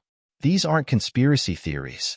They've embedded themselves into global systems, into our economy, our governments, and even our security systems. They pull strings behind the scenes, and no one knows they're there. We've just stumbled on the tip of the iceberg." Musk's hand clenched around the steering wheel, his knuckles going white. The implications of Sarah's words hit him hard. What if everything was connected? What if the game Rojas referred to wasn't just about technology or control of data, but about manipulating the course of history itself? If they had their hands in every major event, it wasn't just the future of business or technology that was at stake. It was the very fabric of society. "Sarah, send me the files. I need to see everything." "I'll start reviewing it now," Musk ordered, his mind already shifting to the next task. They were far from safe, but if there was a chance to expose this network, to take down Rojas once and for all, then he had to know everything. "I'm sending them now," Sarah replied. "But Elon, you need to be careful. This data is explosive. If anyone from Rojas's network gets wind of it, they'll come after us." Musk's expression hardened. "They can try, but they're not going to stop me." As the jet continued its flight toward the safety of a hidden location where they could lay low for a while, Musk plugged his tablet into the system and began scanning through the decrypted files. The first few documents were what he expected: standard communications, encrypted reports, corporate contracts, and financial documents. But as he dove deeper into the files, the weight of what he saw grew more suffocating. Detailed blueprints of covert operations, government collusion, and covert manipulations of global supply chains. Information on weapons deals, political alliances, and intelligence networks that spanned continents. The more he saw, the more he realized that Rojas and his network were not just a rogue actor. They were the puppet masters of the world. One document stood out among the rest, a memo about a strategic disruption initiative. Musk's eyes narrowed as he read through it. According to the memo, this initiative outlined Rojas's plans to engineer a series of events that would create a global crisis, financial, political, and social, designed to fracture governments, economies, and societies around the world. The ultimate goal? To create a new world order, one controlled by Rojas and his associates, with every major institution bowing to their will. Musk felt a chill crawl down his spine. If this plan succeeded, the consequences would be catastrophic. Entire nations could fall, and the global power structure could shift permanently, leaving ordinary people to bear the weight of chaos. He quickly skimmed through the rest of the file, his heart racing as he took in the details. The memo wasn't just theoretical. There were timelines, resources, and contingencies in place. It was clear that Rojas had been preparing for this for years. And now, Musk was at the heart of it. As he sat back, staring at the data in front of him, it was clear. They were up against more than just a dangerous network. They were up against a force that had already set the world on a course of destruction. His fingers hovered over the tablet screen as he made his decision. Sarah, start preparing the information for public release. We need to expose this before it's too late. But Elon, Sarah hesitated, you realize what this means, right? If we release this, they'll come after us. Rojas will send everything he has to stop us. Musk nodded grimly. I know, but we can't sit on this. We have to act. If the world is going to have any chance of surviving what's coming, they need to know the truth. We can't let Rojas win. There was a long pause before Sarah responded. All right, I'll get started on it right away. As the jet continued its flight, Musk felt the weight of the decision settling on his shoulders. He had seen the future that Rojas was trying to create, and he couldn't let it happen. They had only scratched the surface, but Musk was now fully committed to exposing the entire network, no matter the cost. And then, as if on cue, the comms crackled again. This time, it wasn't Rojas's voice. It was a new voice, one that Musk had heard only in passing, one that belonged to someone deeply embedded in the conspiracy. General Raymond Hawk, a high-ranking officer in the military who had connections to Rojas's operations. We know what you've taken, Musk, and we know what you're planning. You have no idea what you're dealing with. The line went dead. Musk's face hardened. The pieces were in place. But now, more than ever, he knew that the clock was ticking. There was no turning back. The war had begun. The conversation with General Raymond Hawk left a sour taste in Elon Musk's mouth. His mind raced as he stared at the blank screen, where the cryptic warning echoed. They knew what Musk had taken. They knew what he was planning. But what they didn't know was how far Musk was willing to go to stop them. With Sarah and Hayes working on decrypting more of Rojas's files, Musk was left alone with his thoughts. The sheer scope of the operation they had uncovered still hadn't fully sunk in. If what they had found was accurate, Rojas and his network had not only infiltrated government systems and corporate structures, but they had positioned themselves as the invisible hand steering global events for years. Musk's gut told him they were only seeing a fraction of the truth. It was more than just data. It was more than just corporate sabotage or financial ruin. It was an intricate, well-orchestrated plot to reshape the entire world. And Musk had become both a target and an unwitting pawn in this deadly game. The question was, what was their next move? We need to get this information out, Musk said aloud, breaking the silence. If we wait too long, they'll have the upper hand. We're working on it, Sarah's voice came over the comms, a hint of frustration in her tone. But you need to understand, we're up against more than just hackers and corrupt politicians. There's a deep state here, something much older, much more entrenched. Rojas is just the face of it. Musk leaned back in his seat. I get it, Sarah, but if we sit on this any longer, we'll be the ones who get buried. We expose them now, or we might not get another chance. Sarah was silent for a moment before replying. All right, but we need a plan. This isn't just about releasing the data. We need to make it stick. They'll do everything they can to discredit us, destroy the evidence, and turn the world against us. Then we fight fire with fire, Musk said, his voice growing more determined. We get the media on our side. We leak it to the right people. I want everyone to know who Rojas really is and what he's been doing. Hayes, who had been listening quietly, finally spoke up. It won't be that easy, Elon. They've got their hands in every pie: media, government, tech. If you think releasing a few documents is going to bring them down, you're underestimating their reach. Musk turned to him, his eyes narrowing. Then we hit them where it hurts. We use their own playbook against them. We expose the corruption, the connections, everything. Hayes nodded slowly. It's risky, but it might be the only way. Musk stood up, walking toward the window of the jet, his mind spinning with the possibilities. There was no turning back. The global web Rojas had constructed wasn't just about controlling information. It was about creating a new world order.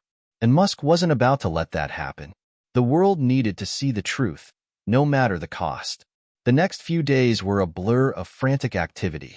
Musk, Sarah, and Hayes worked tirelessly to prepare the data for release, while the team scrambled to secure their position. The files they had taken from the global data exchange were powerful, but they needed to be presented in a way that would force the world to pay attention. Musk had arranged for a series of leaks, carefully timed to hit the media in waves, all coordinated to build momentum. They would start with the financial manipulations, the shadowy connections between Rojas's network and major global corporations. The second wave would focus on the government ties, exposing the high-level operatives who were secretly working for Rojas's agenda. And the final wave would be the big one: the Strategic Disruption Initiative, the plan to reshape the world by orchestrating crises. Musk's plan was simple: shock the world into action. But even as the information began to leak, Musk knew the danger they were in. Rojas wouldn't take this lying down. He would use every resource at his disposal to stop them. It didn't take long for the first leak to make its way into the news. A financial report exposing connections between Rojas's network and several major tech companies caused a stir. Within hours, the news spread like wildfire. Headlines popped up everywhere: tech giants exposed in global conspiracy, shadowy network controls world's finances, and Elon Musk and team blow the lid off secretive global power structure. But just as quickly as the story gained traction, the backlash started. It wasn't long before the media outlets that had originally covered the story began to retract or modify their reports. Articles were removed. Interviews were pulled. Social media accounts were flooded with counter-narratives painting Musk and his team as conspiracy theorists or misguided activists. A coordinated campaign had begun to discredit them. Sarah's voice came through the comms again, more urgent this time. "Elon, they're shutting us down. Every media outlet we've reached out to is pulling back. They're covering for Rojas. We need to go to the next phase." Musk gritted his teeth. "I knew it wouldn't be this easy. Let's release the government files." The next wave hit with the same intensity. Leaked documents revealed secret government meetings, hidden alliances, and evidence that Rojas's network had manipulated international policy decisions. World leaders, once untouchable, were now implicated. The public was outraged, but the fight to control the narrative had already begun. Within hours, the pushback from Rojas's network grew more aggressive. Governments began issuing denials, labeling the leaks as fake news and an attack on national security. Musk's personal accounts were targeted by hackers, and a smear campaign started to paint him as a villain, someone trying to incite chaos for personal gain. The tension in the air was palpable. Musk, Sarah, and Hayes were on the run now, constantly changing locations and keeping a low profile. They had no allies in the media, no allies in the government. It was just them against the world. But Musk wasn't giving up. If anything, the attacks only fueled his resolve. As the world grappled with the revelations, Musk knew that the final blow was still to come. He could feel Rojas's network tightening its grip. They had responded with force, but the real battle was just beginning. He stood in front of the team, his gaze sharp and focused. "We exposed the last piece, the full scope of the Strategic Disruption Initiative. We show the world that they're not just controlling finance and politics, they're manipulating history itself." And as he said those words, Musk knew the stakes were higher than ever before. This wasn't just a fight for control of the future. This was a fight for the very soul of humanity. Rojas had made his move. Now, Musk would make his. The full scope of the Strategic Disruption Initiative had been exposed, and the world was reacting in ways Musk hadn't fully anticipated. Governments were scrambling to respond. Media outlets, both independent and corporate, were caught in a whirlwind of conflicting narratives, unable to keep up with the sheer magnitude of the revelations. Social media was on fire, filled with anger, disbelief, and a growing sense of panic. People were demanding answers. It was no longer just about the tech companies, the political leaders, or the financial institutions implicated in the leaks. This was about the entire structure of society. What had once seemed like an abstract conspiracy theory now had undeniable proof behind it. Musk and his team had peeled back the veil, exposing the carefully orchestrated manipulation of global events, and now the world was on edge. Musk sat in a dimly lit room, the glow of multiple screens illuminating his face. Sarah was beside him, her fingers flying across her keyboard as she worked to stay ahead of the cyber attacks that were beginning to flood in. Hayes and the others were on the other side of the room, keeping their eyes peeled for any signs of danger. "We've been prepared for this," Hayes said, his voice steady.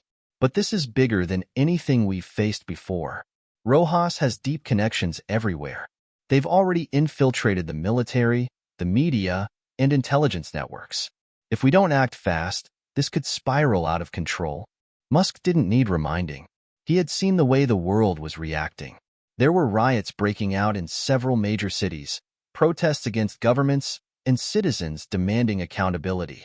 Rojas's network was powerful, but the very nature of the operation they had revealed had shaken people to their core. The trust in institutions, both governmental and corporate, had begun to crumble. "We need to take the next step," Musk said, his voice hard. "We need to release the final part of the initiative, the plan to disrupt global stability. The world has to understand what Rojas is planning, what he's already set into motion. We can't hold back now." Sarah nodded, but there was a look of concern in her eyes. "Elon, releasing the full details could provoke a response we're not ready for. The world may not be prepared for what's coming. If Rojas has already set things in motion, it might be too late to stop it." Musk stood up, pacing in the small, secure room. "We can't afford to wait. If we don't expose it now, the damage will be irreversible. People need to know what's at stake before it's too late." He paused for a moment, looking out the window at the chaos unfolding on the streets below. The world was changing. It was as though every ounce of control was slipping from their grasp, replaced by fear and confusion. But Musk couldn't let that stop him. If Rojas and his network had one thing in abundance, it was the ability to stay in the shadows. Musk and his team needed to shine a light on them, even if it meant putting themselves at risk. He turned back to Sarah, his expression resolute. "Prepare the final files. We release everything. Now." Within hours, the last wave of information was released to the public. The full extent of the Strategic Disruption Initiative was now available for everyone to see. The plan was far more intricate than anyone had imagined. It wasn't just about global financial crashes or political upheaval. It was about creating a series of cascading events, wars, economic collapses, environmental catastrophes that would destabilize entire regions and drive the world into chaos. The files included memos, timelines, and contingency plans, all showing how Rojas and his network had carefully orchestrated global crises over the years. From manipulating elections to engineering environmental disasters, every move had been calculated to push the world toward collapse, with Rojas's group poised to take control in the aftermath. But it wasn't just the data that shocked the world. The final revelation was even more disturbing. Rojas had already begun implementing the plan. The very events Musk and his team had been investigating weren't just theories, they were already happening. The global financial markets were teetering on the brink of collapse, political tensions were at an all-time high, and there were rumors of orchestrated attacks on critical infrastructure around the world. As the final batch of leaks spread across the internet and news channels, the world was thrown into turmoil. In the span of a few hours, the most powerful people in the world had gone from untouchable to implicated. Governments scrambled to contain the fallout, issuing emergency declarations and attempting to calm the masses. But the damage was done. Trust had been shattered. Amid the chaos, a new threat emerged. Rojas's network had gone dark. In the hours following the release of the final leak, Musk and his team had lost all communication with their usual contacts. The encrypted lines went silent, the secure servers they had been using were shut down, and there was no sign of the backup systems they had set up. It was as if Rojas's entire infrastructure had evaporated. Sarah was the first to notice. Elon, something's wrong. All our communication channels are offline. It's like they've vanished. Musk's heart skipped a beat. What does that mean? It means Rojas is either cutting ties or going into hiding, Sarah said, her voice tense. If he's pulling his strings from the shadows, we're exposed. They could come after us at any moment. Musk gritted his teeth. They won't get the chance. But even as he said the words, a sinking feeling settled in his stomach. The world was in a state of crisis, and Rojas was nowhere to be found. It could mean one of two things. Either they were about to face a direct confrontation, or Rojas was pulling the strings from somewhere far out of their reach. For the first time since this mission had begun, Musk felt vulnerable. The power of his network, his wealth, and his intellect had always been his shield. But now, everything he had worked for, everything he had believed in, was at risk. And the most dangerous part was that he didn't even know who to trust anymore. Stay sharp, Hayes said, breaking the silence. We don't know what's coming next, but I've got a feeling it's going to get a lot worse before it gets better. Musk nodded grimly. The game had changed. They were no longer just exposing Rojas. They were now in a fight for their lives. The world had splintered into chaos. The public was in uproar, governments scrambling to maintain control, and the media, once the beacon of truth, was now mired in doubt. Musk, Sarah, and Hayes were on the run, disconnected from the very systems they had once used to fight back against the conspiracy. The final leaks had been released, and Rojas's network had vanished into the darkness. The implications of the leaks were now fully understood, but the world was lost in confusion. With every piece of evidence linking Rojas to global crises and covert operations, the people began to see the magnitude of the power that had been manipulated from the shadows. The public had demanded accountability, but where were the answers? Who could be trusted now? Musk paced in the dimly lit room they were hiding in, his mind racing. Every decision they had made had led to this moment. But now that the truth was out, Musk found himself facing a far greater threat than he had anticipated. Rojas had retreated, disappeared, vanished from the radar as quickly as he had emerged. The lines of communication were down, and Musk was left with only questions. Rojas is always one step ahead, Musk muttered to himself, running his fingers through his hair. How does he do it? How does he disappear like that? Sarah, sitting hunched over a laptop, looked up at him. He's not gone, Elon. He's just regrouping. And if he's gone underground, it means he's preparing for something bigger. We've exposed everything, but we don't have him yet. We need to find him before it's too late. You're right, Musk replied, the weight of his words settling into his chest. Rojas's network is still out there. And if we can't stop him now, all of this, everything we've exposed, will be in vain. Where do we even begin? Hayes asked, his voice grim. We've disrupted their operation, but we don't have a location. We don't have a lead. We do have something, Musk said, suddenly feeling a spark of resolve. We have the patterns. We've seen how Rojas operates. If we can piece together his moves, his resources, his connections, we can predict his next move. And we'll be ready. The team spent the next few days combing through the remaining data they had on Rojas's operations. Files, communications, and surveillance footage. Rojas had left a trail, though a thin one. But Musk knew that if they could connect the dots, they could find him. The deeper they dug, the more they realized how far Rojas's influence had spread. Every business, every government operation, and even every intelligence agency seemed to have a small piece of Rojas's hand in it. But that wasn't enough. The final piece of the puzzle remained elusive. Then, a breakthrough came from an unexpected source. I've got something, Sarah said, excitement in her voice. It's a thread in Rojas's supply chain, a shell company that's been buying up high-security tech across the globe. It's been operating under the radar for years, with no real product, no real purpose, just siphoning funds. Musk leaned forward. Show me. Sarah typed furiously, pulling up the details. The company, based in an obscure offshore location, had connections to every major player Rojas had interacted with. But the key was in the pattern. The shell company was purchasing military-grade encryption devices, surveillance drones, and high-end communication systems. Everything Rojas needed to maintain his hidden network.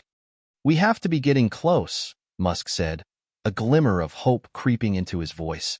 "If he's buying up these supplies, he's preparing for something big, and we can track him down through these purchases." Sarah nodded. "Exactly. If we follow the supply chain, we might be able to pinpoint his next move before he can make it." Days of tracking, hacking, and analyzing data passed in a blur. The team pieced together the scattered information, their eyes glued to the screens, while the world outside continued to burn with confusion and unrest. Governments were crumbling under the pressure of the revelations, but Musk's team knew they had a window of opportunity to strike before Rojas regrouped. Finally, the breakthrough came. "The shipments go to a facility in the Caribbean," Hayes said, his voice barely a whisper. "It's off the grid, heavily fortified. But if we move fast, we can hit it before they go underground for good." Musk's heart began to race. This is it. If we go in now, we can take down Rojas's network before it's too late. We hit that facility, and we stop whatever he's planning. For good. Within hours, they were on a private jet, en route to the Caribbean. The facility was isolated, surrounded by high fences, security cameras, and armed guards. It was clear that this was no ordinary operation. It was Rojas's last stand.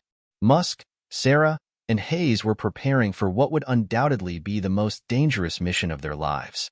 The plane descended through the dense clouds, and the small island facility came into view.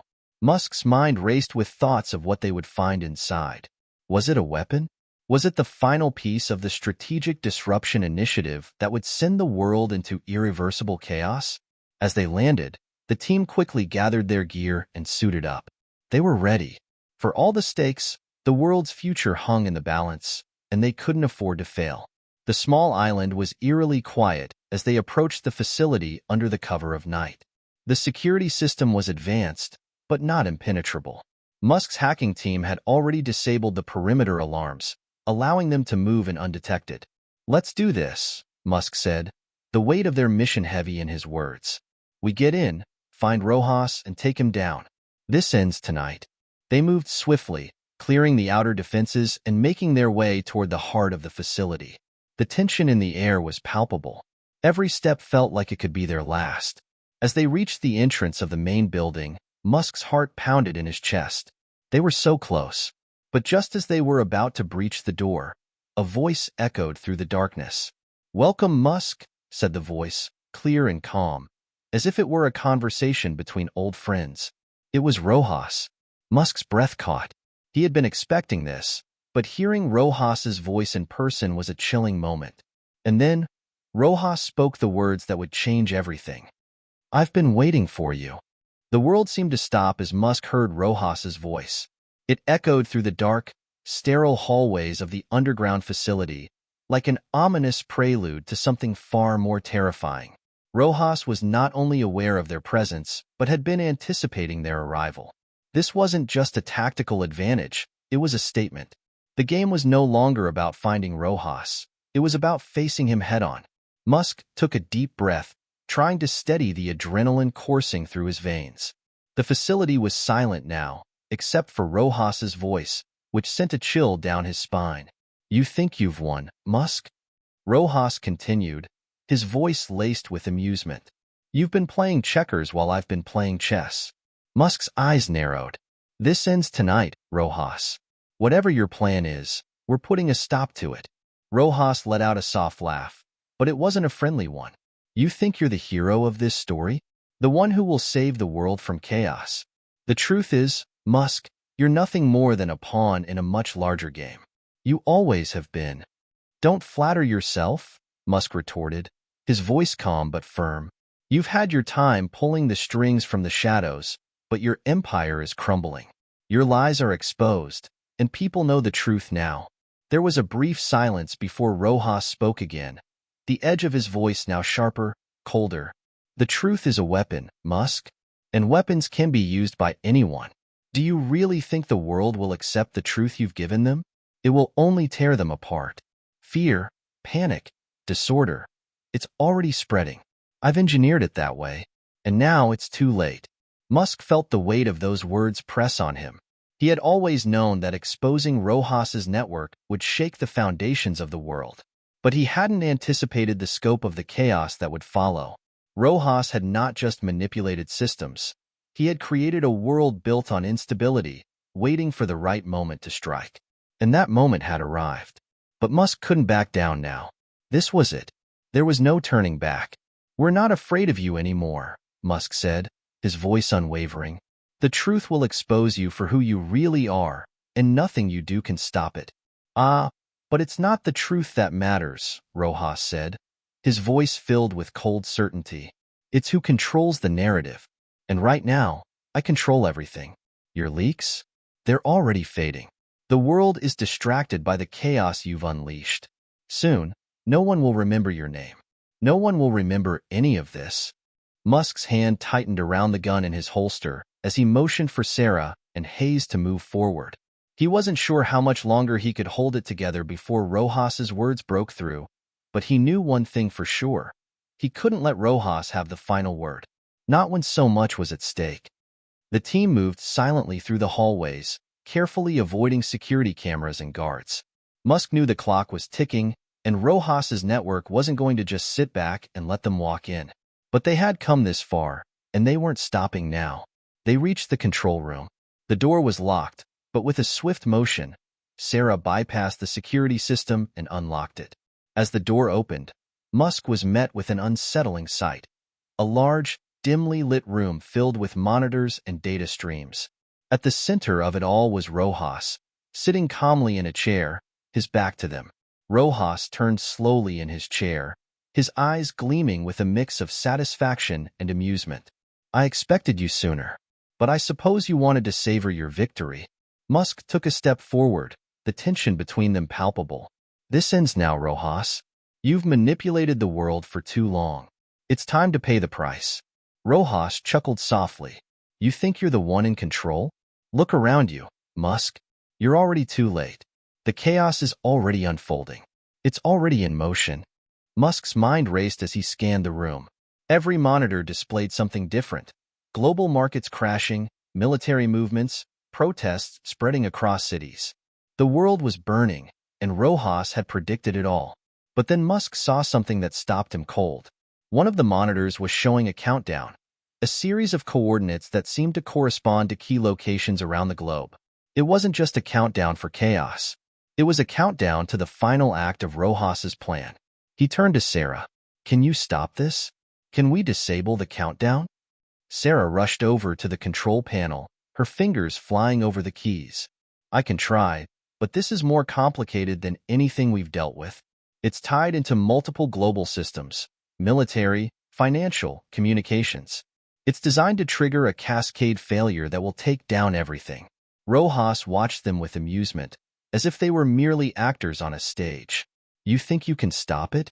You've already given the world the truth, and now they'll see what happens when the system collapses. They'll beg for order, and I will be the one to offer it." Musk stepped forward, his resolve hardening. "You don't control the world anymore. The people will rise up. They won't fall for your manipulation." Rojas's expression darkened, his smile faltering. "The people? They are weak. Fear is the only thing that can bring them together, Musk. And fear is what I control." Musk felt the weight of those words, but he refused to be intimidated. "You might control fear, but we control hope, and that's something you'll never understand." Sarah's voice broke into the conversation, urgent and determined. "Elon, I can stop the countdown, but I need more time." Rojas rose from his chair, his eyes cold. "You think you can defeat me with your hope and your idealism? I've already won. You've lost." But Musk didn't hesitate. He reached for the emergency shut-off switch on the wall, cutting off Rojas's communication system and sending a jolt of panic through his mind. He couldn't understand. How had they gotten this far? It was then that Musk realized the final truth. Rojas had always been afraid of this moment. The moment when the people, armed with the truth, could unite and fight back. And that was exactly what they were about to do. In a final, desperate move, Rojas lunged at Musk, but before he could reach him, Sarah hit a key that disabled the countdown. The monitors flickered and then went dark. Rojas froze, his eyes widening in disbelief. You stopped it," Rojas muttered, his voice faltering for the first time. Musk nodded, stepping forward. "It's over, Rojas. Your reign ends now." With a swift motion, Musk signaled to the team. They had done it. Rojas's network was crippled, his final plan thwarted. As Rojas was taken into custody, the world began to recover. The truth was out. The chaos that Rojas had seeded would take time to heal, but the people, united, began to rebuild. The old order, the one that had allowed Rojas to manipulate everything, was shattered. And from the ashes of that destruction, a new world was born. Musk looked out at the horizon, a sense of quiet victory settling over him. The battle was won, but the war for the future was just beginning, and he would be there to fight for it. The final chapter had been written, but this was only the beginning. Hit subscribe and leave a comment with where you're watching from. This story might just spark a new beginning. What's one thing that always pushes you forward, even when things get tough?